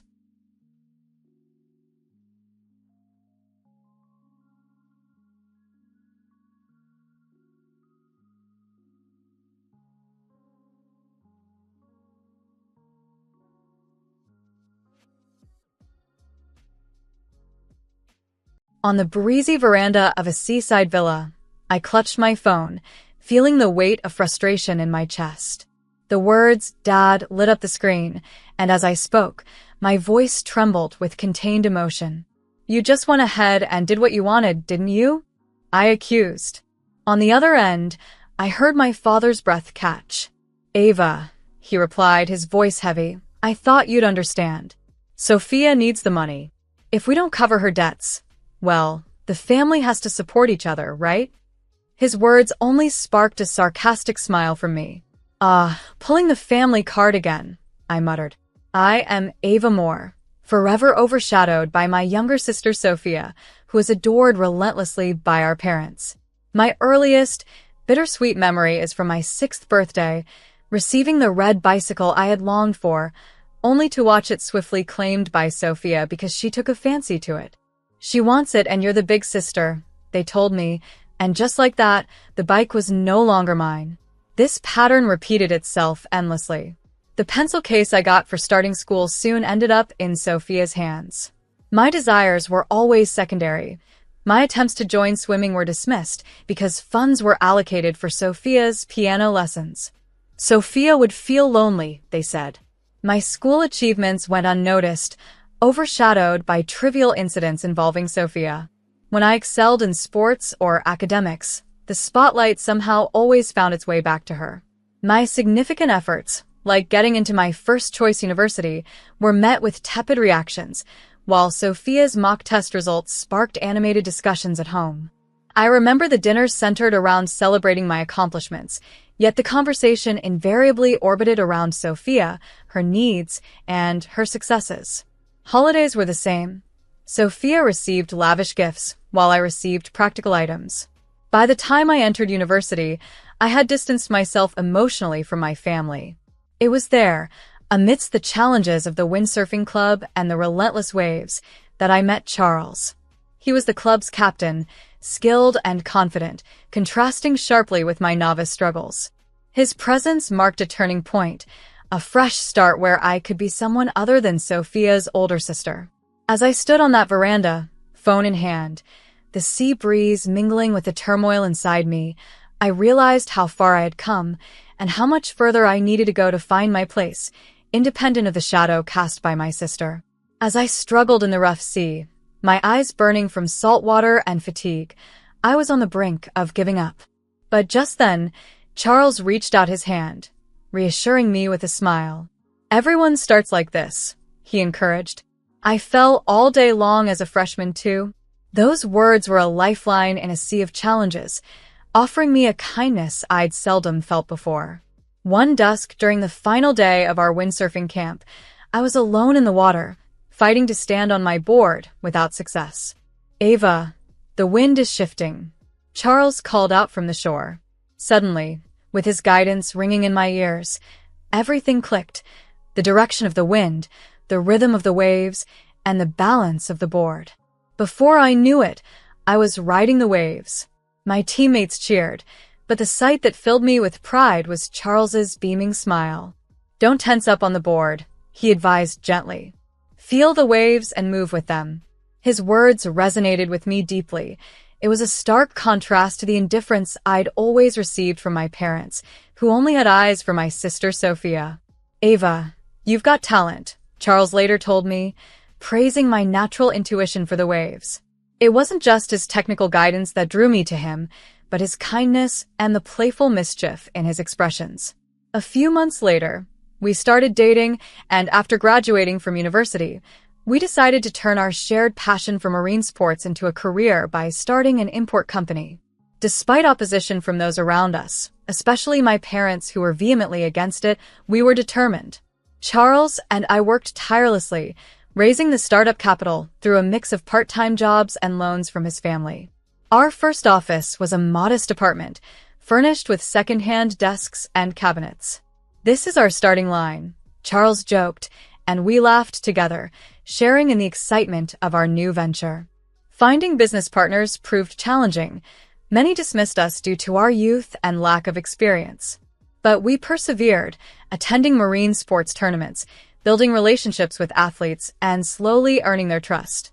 Our breakthrough came when we secured an exclusive distributor contract with a budding manufacturer in New Zealand, who were keen to expand into the U.S. market.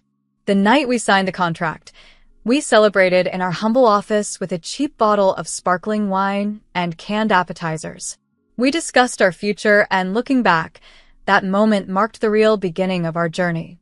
My father skeptically questioned the stability of our business, and my mother, still fixated on Sophia's needs, urged me to support the family as Sophia struggled with dropping out of university and her aimless lifestyle. In stark contrast, Charles stood by me, believing in my dreams and ready to face the challenges with me. "If it's us, we can make it happen," he said confidently. With those words in my heart, we took each step to grow our company. The business, which started in a small warehouse, is now well recognized within the industry.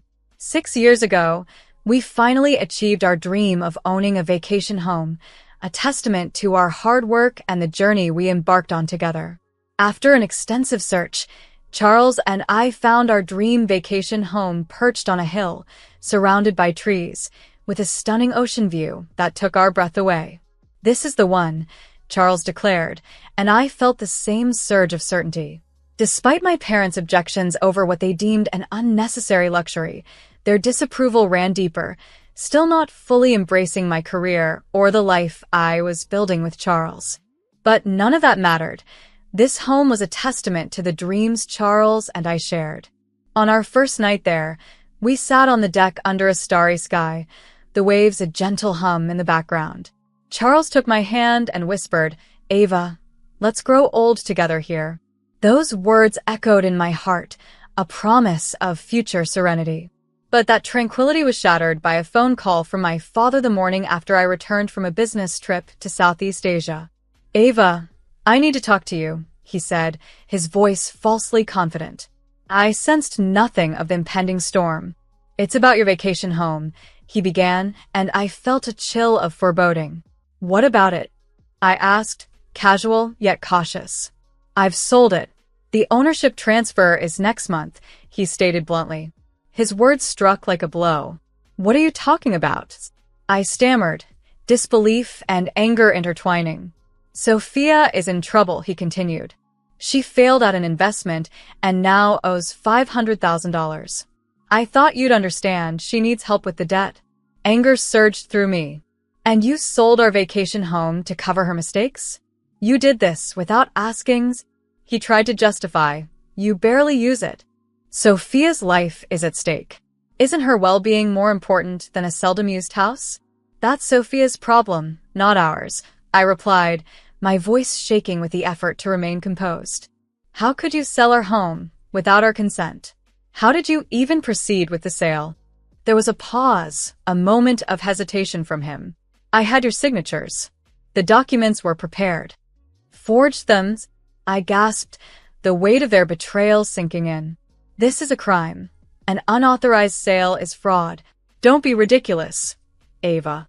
How can you turn a family matter into a police case?" he argued. "This isn't just a family matter. It's a crime," I insisted, my grip on the phone tightening. "Dad, Mom, it's time you stopped cleaning up after Sophia's messes." As I hung up, the sound of the waves filled the void his words had left.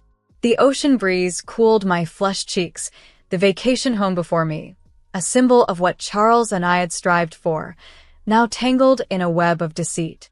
Yes, we're family, I said to the empty air, a sad resolve in my voice. And that's exactly why I must report you both for fraud. In the silence that followed, only the relentless whisper of the ocean remained, a reminder of the dreams and struggles that had brought us to this point. I was reeling from the realization of how far my parents were willing to go for Sophia. Their misguided devotion had finally pushed them over an unforgivable edge. In part, I wondered if I should have intervened earlier, but it was clear now that enough was enough. Stowing my phone away, I retreated back into the quiet of the vacation home, trying to process everything. An hour later, my phone buzzed again. It was Charles. "Ava, are you okay?" His voice was calm in the storm. "Yes, I just got off the phone with my dad," I replied, my voice steadier than I felt. "And I heard from the buyer. Charles had news of his own. Turns out the buyer is a university friend of mine." I explained everything, and they pulled out of the sale immediately. A wave of relief washed over me. "Thank you, Charles," I sighed deeply, grateful for one less problem to face. "And there's more," he continued. "The police found the forged documents my parents used." The news tightened a knot in my chest. "How could they?" I murmured, more to myself than to him. Charles arrived at the vacation home later that evening, concern etched on his face. "Are you okay?" he asked as he wrapped me in a comforting embrace. The dam of my emotions broke, and I wept openly. Why would they do this? Just because it's for Sophia? Charles stroked my hair, soothing me with gentle words. "You've done nothing wrong, Ava. I'm proud of you for standing your ground." The next day, the police launched a full-scale investigation. My parents faced questioning for attempted fraud. My mother tried to call me several times, but I couldn't bring myself to answer. A week later, Charles and I sat on the deck of our vacation home, watching the sunset paint the sky above the ocean. The sound of the waves crashing brought a quiet solace to my troubled heart. "Do you remember the day we found this place?" Charles asked softly. I did. The day we decided it had to be ours. Although the house was old, fixing it up had woven itself into our shared memories. We repainted railings, replaced floorboards, and renovated the kitchen together. Even our arguments during those renovations felt nostalgic now. "Ava," Charles said, squeezing my hand, "we're in this together. Whatever challenges come, we'll face them as a team." I nodded, feeling the truth of his words deep within me. My relationship with my parents might never be the same, but that was a loss I was prepared to accept. This was our life, our choices, and this seaside vacation home was a testament to our love and resilience. Meanwhile, the police investigation continued to uncover unsettling details. My parents had known that the property was jointly owned by Charles and me, yet they proceeded with the sale. The forgery of our signatures was meticulously planned, a betrayal that cut deep. They even lied to the real estate agent, claiming that Charles and I were being relocated overseas and could no longer manage the property. Most shocking of all was the revelation that my mother had spread rumors about us in the neighborhood, claiming we had racked up debts and were forcing them to clean up our mess, all to cover for Sophia's irresponsible actions. As the truth came to light, Charles and I stood together, ready to face whatever came next, secure in the knowledge that we had each other. During police questioning, my mother tearfully admitted that what started as a minor financial hiccup ballooned into a $500,000 catastrophe. My parents had exhausted their savings and even sold land to settle Sophia's debts, yet it was still not enough. Desperate, they attempted to sell our beloved vacation home to bridge the financial gap. Throughout the interrogation, my mother maintained Sophia's innocence, claiming she was simply naive and easily deceived, not as astute as me, a statement that left even the seasoned officer speechless. My feelings were a tangled mess. The revelation that my parents had stooped to such desperate measures was hard to digest. Then, amidst this turmoil, Sophia called me. "How could you do this, sis? Turning our parents over to the police is cruel," she accused, her voice dripping with her usual victimhood. Calmly, I responded, "Sophia, do you realize they tried to sell the vacation home that Charles and I cherish, just to cover your debts? That's not just wrong. It's illegal. But we're family, aren't we? I'm really struggling here, she retorted, her voice a mix of defiance and desperation. It's time you started taking responsibility for your actions. I'm done cleaning up after you, I said before ending the call, a wave of exhaustion washing over me. From childhood, Sophia had been pampered excessively. While I diligently pursued my studies and career, Sophia lived impulsively, constantly rescued by our parents from her financial misadventures. It began with a student loan for $5,000 wasted on luxury shopping sprees with friends, a debt my parents hastily cleared, dismissing it as youthful folly. Her financial recklessness escalated when she misused her tuition money on lavish trips and expensive clothes, causing a $60,000 deficit that my father covered from his savings. Sophia lacks life experience, they'd say, justifying her irresponsibility. By her third year of college, Sophia dropped out, claiming the coursework was too challenging. She soon started a part-time job at a restaurant, where she met a customer who lured her into a dubious investment scheme, resulting in a $69,000 loss. You wouldn't understand, Ava, because you're so smart, she snapped at me once, blaming me as if my competence was her curse. Despite my parents' pleas for her to sever ties with the deceptive boyfriend, and their eventual success in persuading her, they once again settled her debts. Their retirement savings dwindled dangerously. Now, another dubious investment had plunged Sophia $500,000 into debt, and with no resources left, my parents resorted to selling our vacation home. We must protect her. She's fragile. My mother would insist whenever I objected to their coddling, which only perpetuated Sophia's sense of entitlement and lack of accountability. When I decided to start my own business, my parents opposed it fiercely. Join a stable company, they urged. You need to be responsible for Sophia too. But I had already broken free from that toxic cycle. With Charles as my partner and supporter, I was forging my path, determined to live a life defined by my choices and efforts, not by Sophia's chaos. Despite everything, my parents attempted to sell the vacation home, a place imbued with immense significance for Charles and me. By the time they were finished, Sophia's debts had ballooned to over $800,000. Each time they excused her behavior, they would lament, "Sophia isn't at fault. Society is just too harsh. You're lucky, Ava, so you should help." These words now rang with a painful irony. In their quest to shield Sophia, they ended up spoiling her, inadvertently paving the path to her ruin, and now they were jeopardizing our lives too. Charles noted, perhaps more seriously than ever, that they might never have truly accepted our careers. Their readiness to sell the vacation home seemed like just another manifestation of their long-standing disregard for our choices.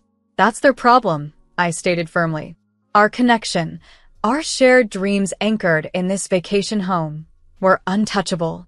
Charles's reassuring smile fortified me further. We had carved out our path, and the memories we created here were a testament to that resolve. As autumn transitioned to winter, the sea churned more violently, mirroring the turbulence of my familial relationships. Seated together on the deck, Charles and I watched the sunset bleed into the ocean, accepting the likelihood that things with my parents and Sophia would never mend. This was a choice I had made, a boundary I had drawn. When winter set in, the final report from the police confirmed that my parents had received a suspended sentence. Their letters of apology arrived, but I discarded them unread, having learned that forgiveness, when unaccompanied by change, only perpetuates harm. A year later, according to a neighbor who had spoken to a friend of my mother's, my parents were still floundering under the weight of their debts. After the fraudulent sale came to light, my father had been forced to resign. My mother now juggled 3 part-time jobs, mornings at a warehouse, afternoons at a food factory, and nights at a supermarket register. The strain was evident. Locals gossiped about her dramatic weight loss, and their family home had been sold. They, along with Sophia, now lived in a modest apartment on the outskirts of town. Calls from relatives asking if I could assist them were persistent. Each time, my response was consistent. They needed to address their issues independently. Sophia, unchanged by the tumult, had met someone new at a nightclub and was contemplating yet another investment scheme, which she claimed was foolproof. When my parents attempted to intervene, Sophia accused them of being as cold-hearted as I was. Financially drained, they could no longer indulge her demands. My father had taken on a night security job, working tirelessly through weekends, and my mother, once seen weeping alone by the roadside late at night, scavenged for discounts at supermarkets, her dignity eroding with each passing day. Blaming me for their plight, Sophia's anger was unrelenting. "This is all your fault, sis. Reporting them ruined everything. We could have just sold that stupid vacation home," she railed one day. One afternoon, I encountered my mother at the supermarket, hardly recognizing her. Her hair had turned white, her back was stooped, and the hardships were etched deeply into her face. This painful sight was a stark reminder of the consequences of their choices that I had escaped by setting my course with Charles, anchored by our love and the home we fought to protect. When my mother spotted me in the supermarket, she quickly turned away, her shopping basket laden with discounted, soon-to-expire food items.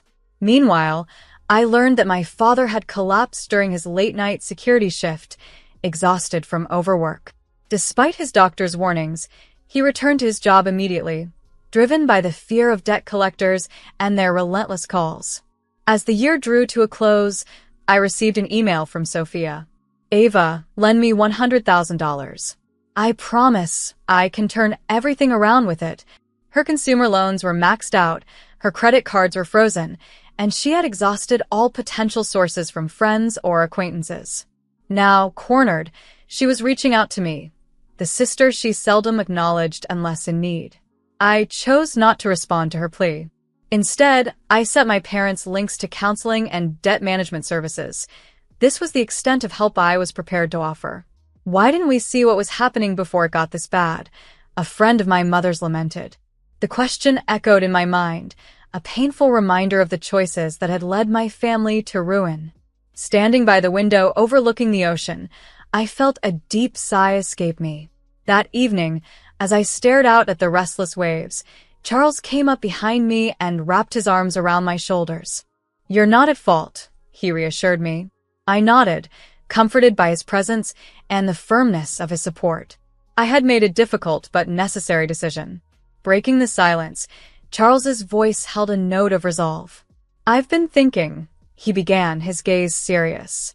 "What if we use this vacation home as a venue for charity events? Specifically, let's introduce underprivileged kids to marine sports." His suggestion struck a chord with me. Having endured the loneliness of being misunderstood by my own family, I felt a strong desire to support children who faced similar feelings of isolation. "That's a wonderful idea," I replied enthusiastically. Charles smiled, his eyes alight with passion. "Your parents saw this place as just a piece of real estate, but to us, it's a place of dreams. If we can share that dream with others..." I took his hand, feeling a rush of affection and alignment with his vision. "Let's do it," I said with determination. We changed into our wetsuits and hit the waves, where I felt a profound sense of happiness wash over me. Yes, my relationship with my biological family might have been irreparably damaged, but I had chosen my own path. That choice was not a mistake. Listening to the soothing sound of the waves, Charles and I looked towards the future.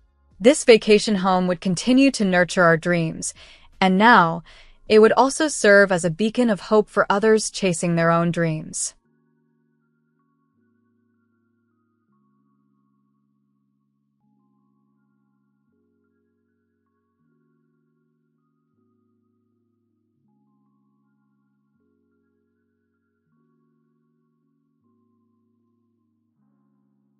My name is Lisa, and at 29 years old, I work in the creative department of a gaming company based in Boston. To an outsider, my life might appear seamless and fulfilling. However, the truth is more complex due to my challenging family dynamics. About a year ago, my father's employer went bankrupt suddenly, forcing me to move back to my hometown and live with my parents and my sister, Olivia. Since then, our household has relied heavily on my income. One evening, as we were discussing dinner plans, My mother mentioned that Olivia wanted pork steaks the following night. I sighed internally before responding. Oh, and we're running low on our food budget. We can't afford pork loin. Could you contribute a bit more to the food fund? I was already stretched thin, having contributed $5,000 a month, which should have been more than enough. Yet, Olivia argued that prices had risen and that $5,000 just didn't suffice for our family of four anymore. My frustration boiled over and I snapped. Just $5,000? If you think it's not enough, maybe you should start working and earn some money for food. My mother, ever sympathetic to Olivia, excused her unemployment by saying it was hard to find a job. I knew the harsh reality.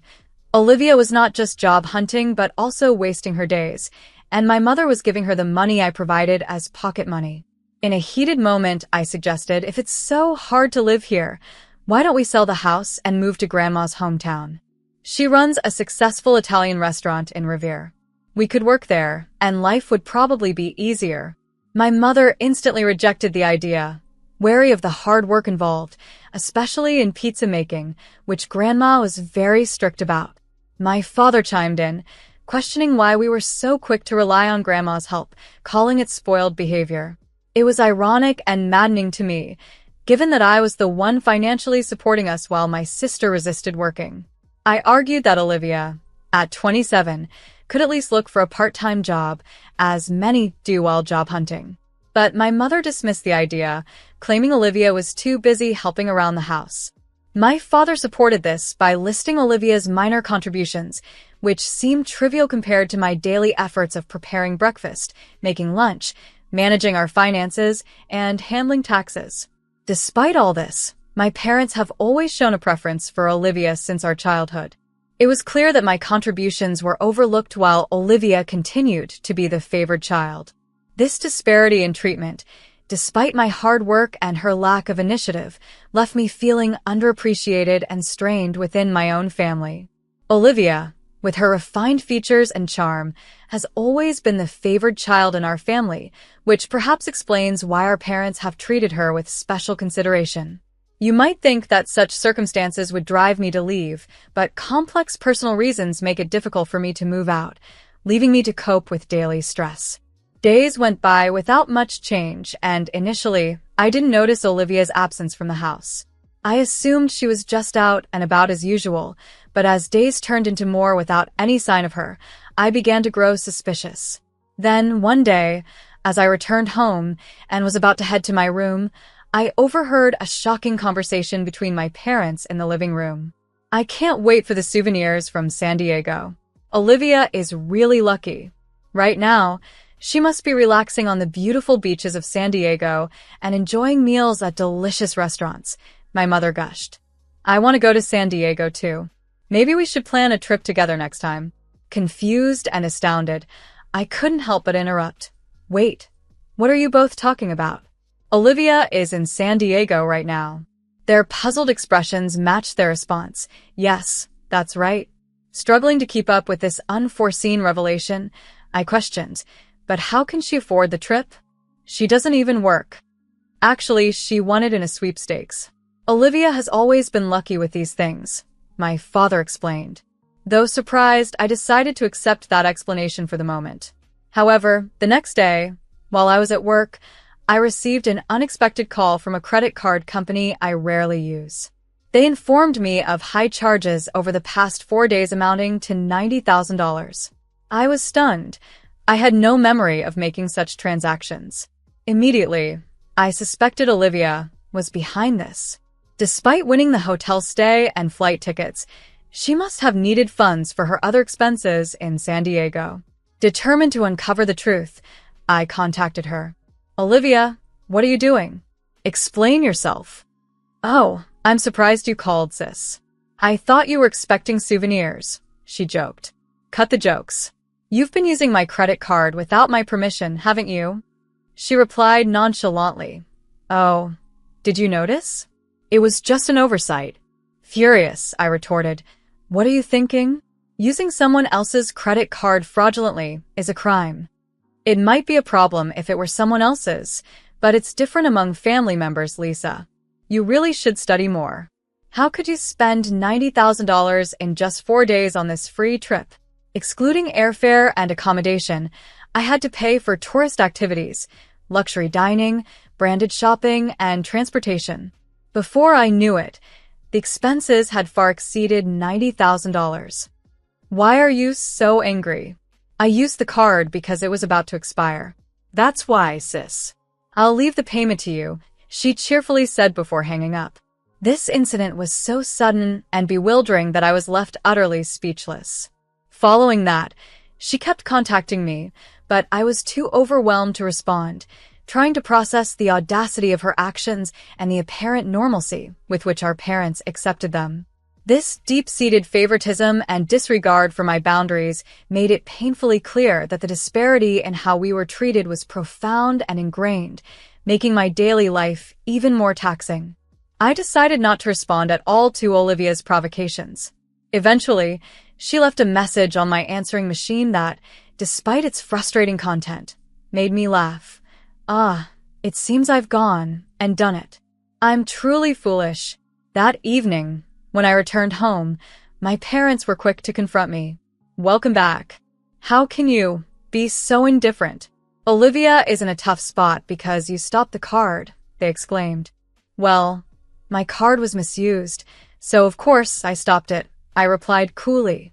As soon as I got a call from the credit card company about unrecognized transactions, I blocked the card.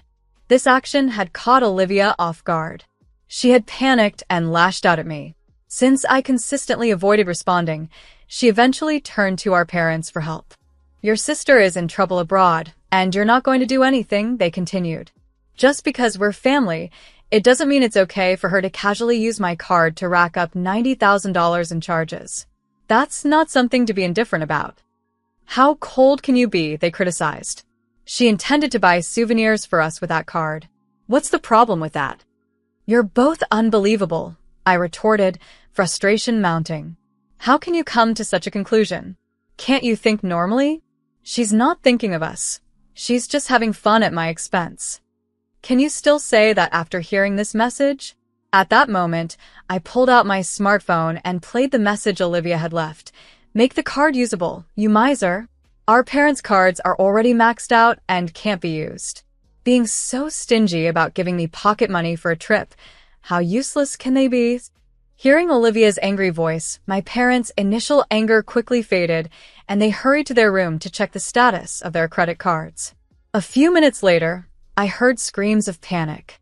When I went to see what was happening, their faces were flushed with intense anger. I can't believe Olivia used my card without permission after all the nice things I've done for her. She even took the bank book and cards, my father exclaimed, shocked by the betrayal.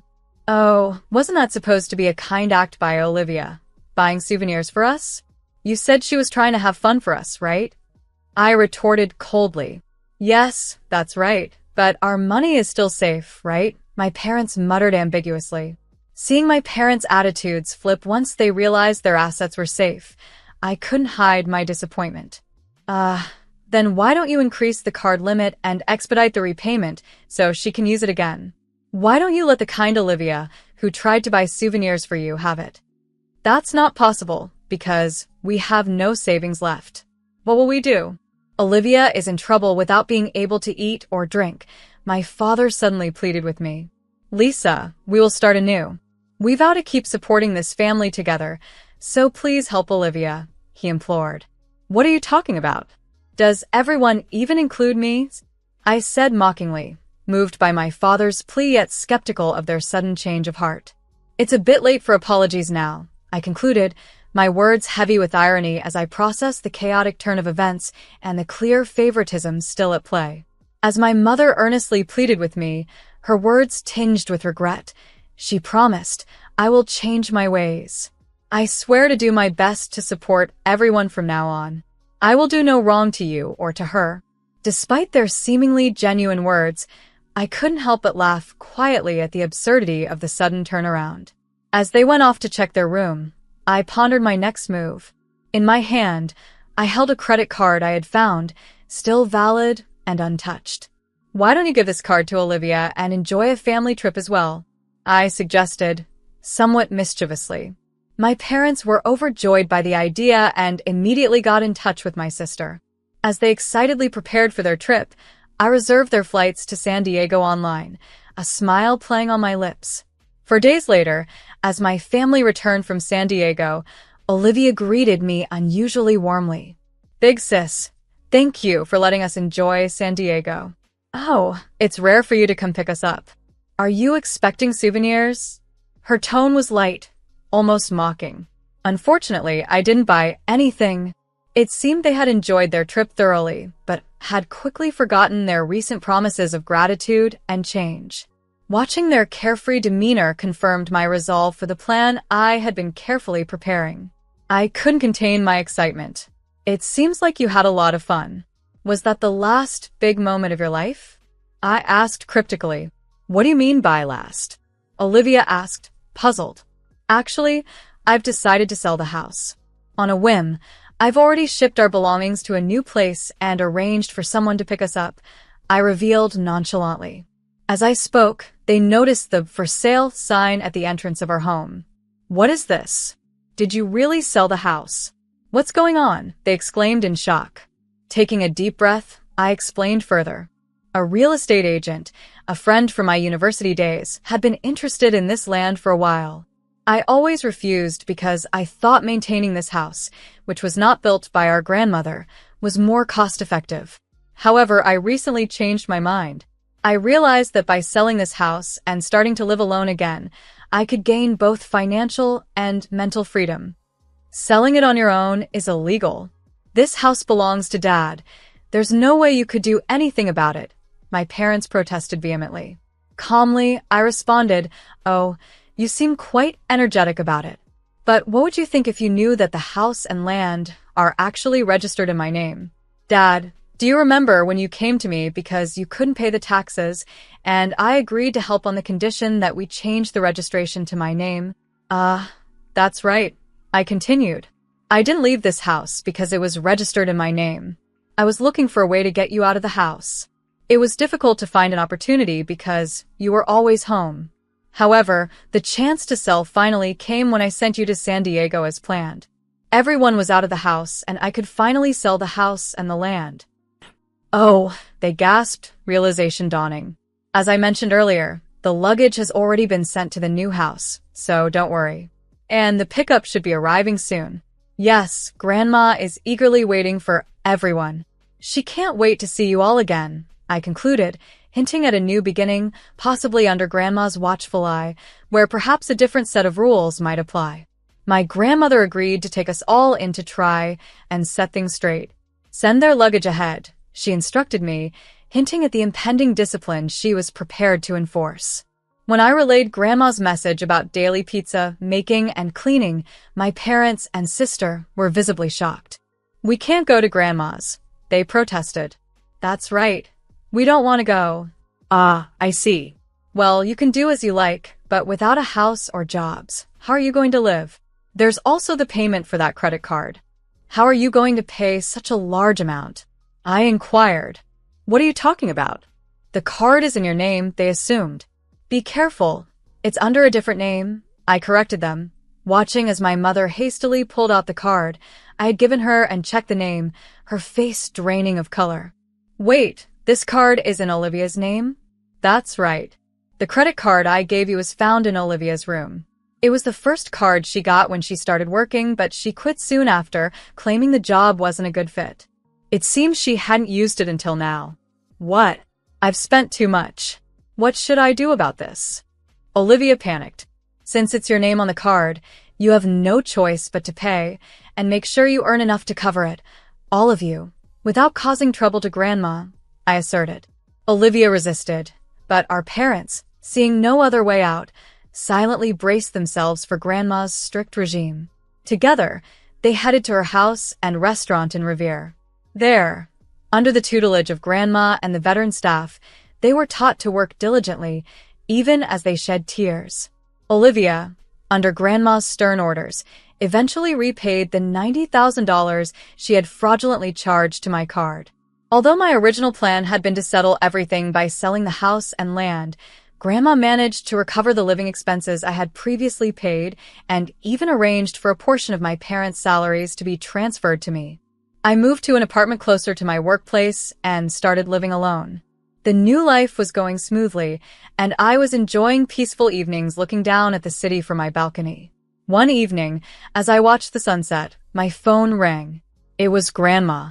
"Hello, Grandma," I answered, and she checked in to see if I was doing well. "Yes, I'm fine," I replied. "That's good. Actually, it's about Olivia and the others. They're starting to change significantly, especially Olivia, who has begun to actively help with work. It also seems that your parents are gradually reflecting," Grandma shared.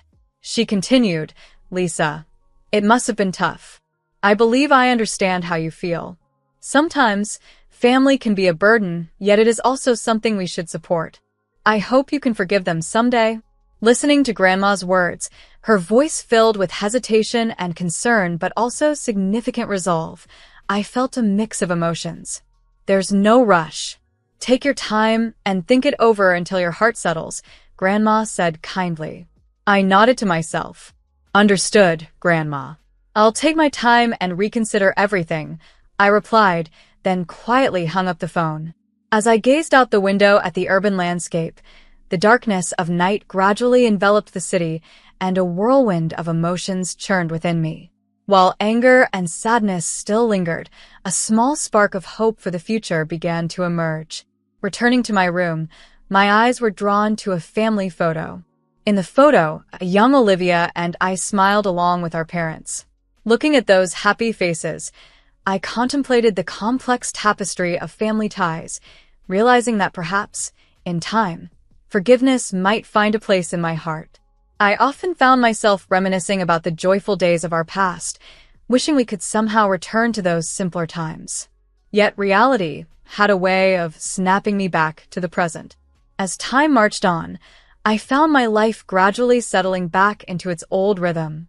Professionally, I had taken the lead on a new project at work, and personally, I was navigating a fulfilling day-to-day existence. One evening, after wrapping up the day's tasks, my cell phone rang with an unknown number flashing on the screen. Hesitating slightly, I answered. "Hello, this is Lisa." "It's me, Olivia," came a voice, markedly different from the confident, almost arrogant tone of the past. Now it was soft and seemed unstable. Surprised, I couldn't help but respond. "Olivia, what's wrong? Did something happen?" "Sorry for calling out of the blue. Actually, I want to meet you in person. I want to talk to you," Olivia said quietly, her voice carrying a humility and a sense of growth that I had never expected from her. "Why do you want to meet?" I asked, my voice low, bracing myself for her response. Olivia's voice, though trembling, was calm and sincere, a clear indication of her growth. "Big sis, I want to apologize from the bottom of my heart. I felt that a phone call wouldn't sufficiently convey my feelings, so I want to meet you in person to truly and earnestly apologize," she explained. Her words were sincere, and without interrupting, I listened quietly. "If you feel it's difficult to meet me, that's okay too. Your feelings are what matter most to me," Olivia continued. After a moment of silence, I finally spoke. "All right, if that's the case, let's meet next Saturday at 3 p.m. at the cafe in front of the station." "Really? That makes me so happy." "Thank you, big sis." Olivia's voice held a note of relief. After hanging up the phone, I took a deep breath, sorting through my emotions. Despite questioning whether the decision to meet was the right one, I harbored a hope that perhaps this meeting might change something. On the day of our meeting, I arrived at the designated cafe earlier than planned. As I waited, my heart raced and my chest tightened with a mix of anxiety and anticipation. As the clock's hands crept past the agreed time, the cafe door opened slowly, and Olivia appeared. She looked different. Her expression was simple yet earnest, her face bare of makeup, and her attire modest. Most notably, her eyes conveyed a resolute change. She approached my table slowly and began to apologize quietly. "Big sis, I am truly, truly sorry." At that moment, I could physically sense her change and found myself momentarily unsure how to respond. "Olivia," I began, and she continued, her words interspersed with tears. While working at Grandma's house for the first time, I realized how much I had relied on you and taken you for granted. I finally understood how hard it has been for you, always suppressing your own desires to support us, the family. With tears streaming down her face, Olivia reflected on her past actions and offered heartfelt apologies repeatedly. She detailed how much she had relied on me in the past and the lessons she learned while staying at our grandmother's house. Her story revealed many insights about her relationships with our parents and her newfound self-awareness. I just sat quietly listening to her words. Each word seemed to dissolve the long-held anger and sadness in my heart. As her story progressed, I could feel the heavy emotions inside me gradually lighten. "Thank you, Olivia. I've fully taken your feelings to heart," I said afterward. We talked about various topics for several hours, engaging in an open dialogue about recent events in our lives, each of us sharing and reconnecting in ways we hadn't for a long time. As we navigated the conversation about the challenges we were currently facing, I realized that this meeting was becoming a crucial step in mending the fractures in our relationship. When it was time to part, Olivia handed me an envelope with a sense of gratitude. Inside, there was money she had earned by working diligently at our grandmother's house. "This is just the beginning, but I will do everything I can," she said earnestly. As I took the envelope, I could feel her sincerity and the significant personal growth she had achieved. It warmed my heart to see her taking such responsible steps forward. Months later, I found myself visiting my grandmother's house again, where I reunited with my parents. During this visit, they offered me their sincere apologies, and it was evident they had experienced personal growth similar to Olivia's. That evening, we shared a meal together as a family for the first time in a long while, and I felt the genuine warmth of family once again. While I might not have been ready to forgive everything immediately, witnessing my family's genuine efforts to improve gave me hope for the future. Before I left, my grandmother shared some profound words that resonated deeply with me. "Lisa, you have certainly become strong, but as important as that strength is, the kindness you continue to hold is the most important thing," she advised. Her words, full of wisdom and love, moved me deeply, and as she hugged me, I couldn't hold back my tears. I left feeling like this might be the start of a new chapter in my relationship with my family. The weight on my heart was gradually lifting, replaced by a budding hope that, perhaps, we could continue to heal and grow together. This thought brought a quiet sense of peace and an anticipation of what was yet to come.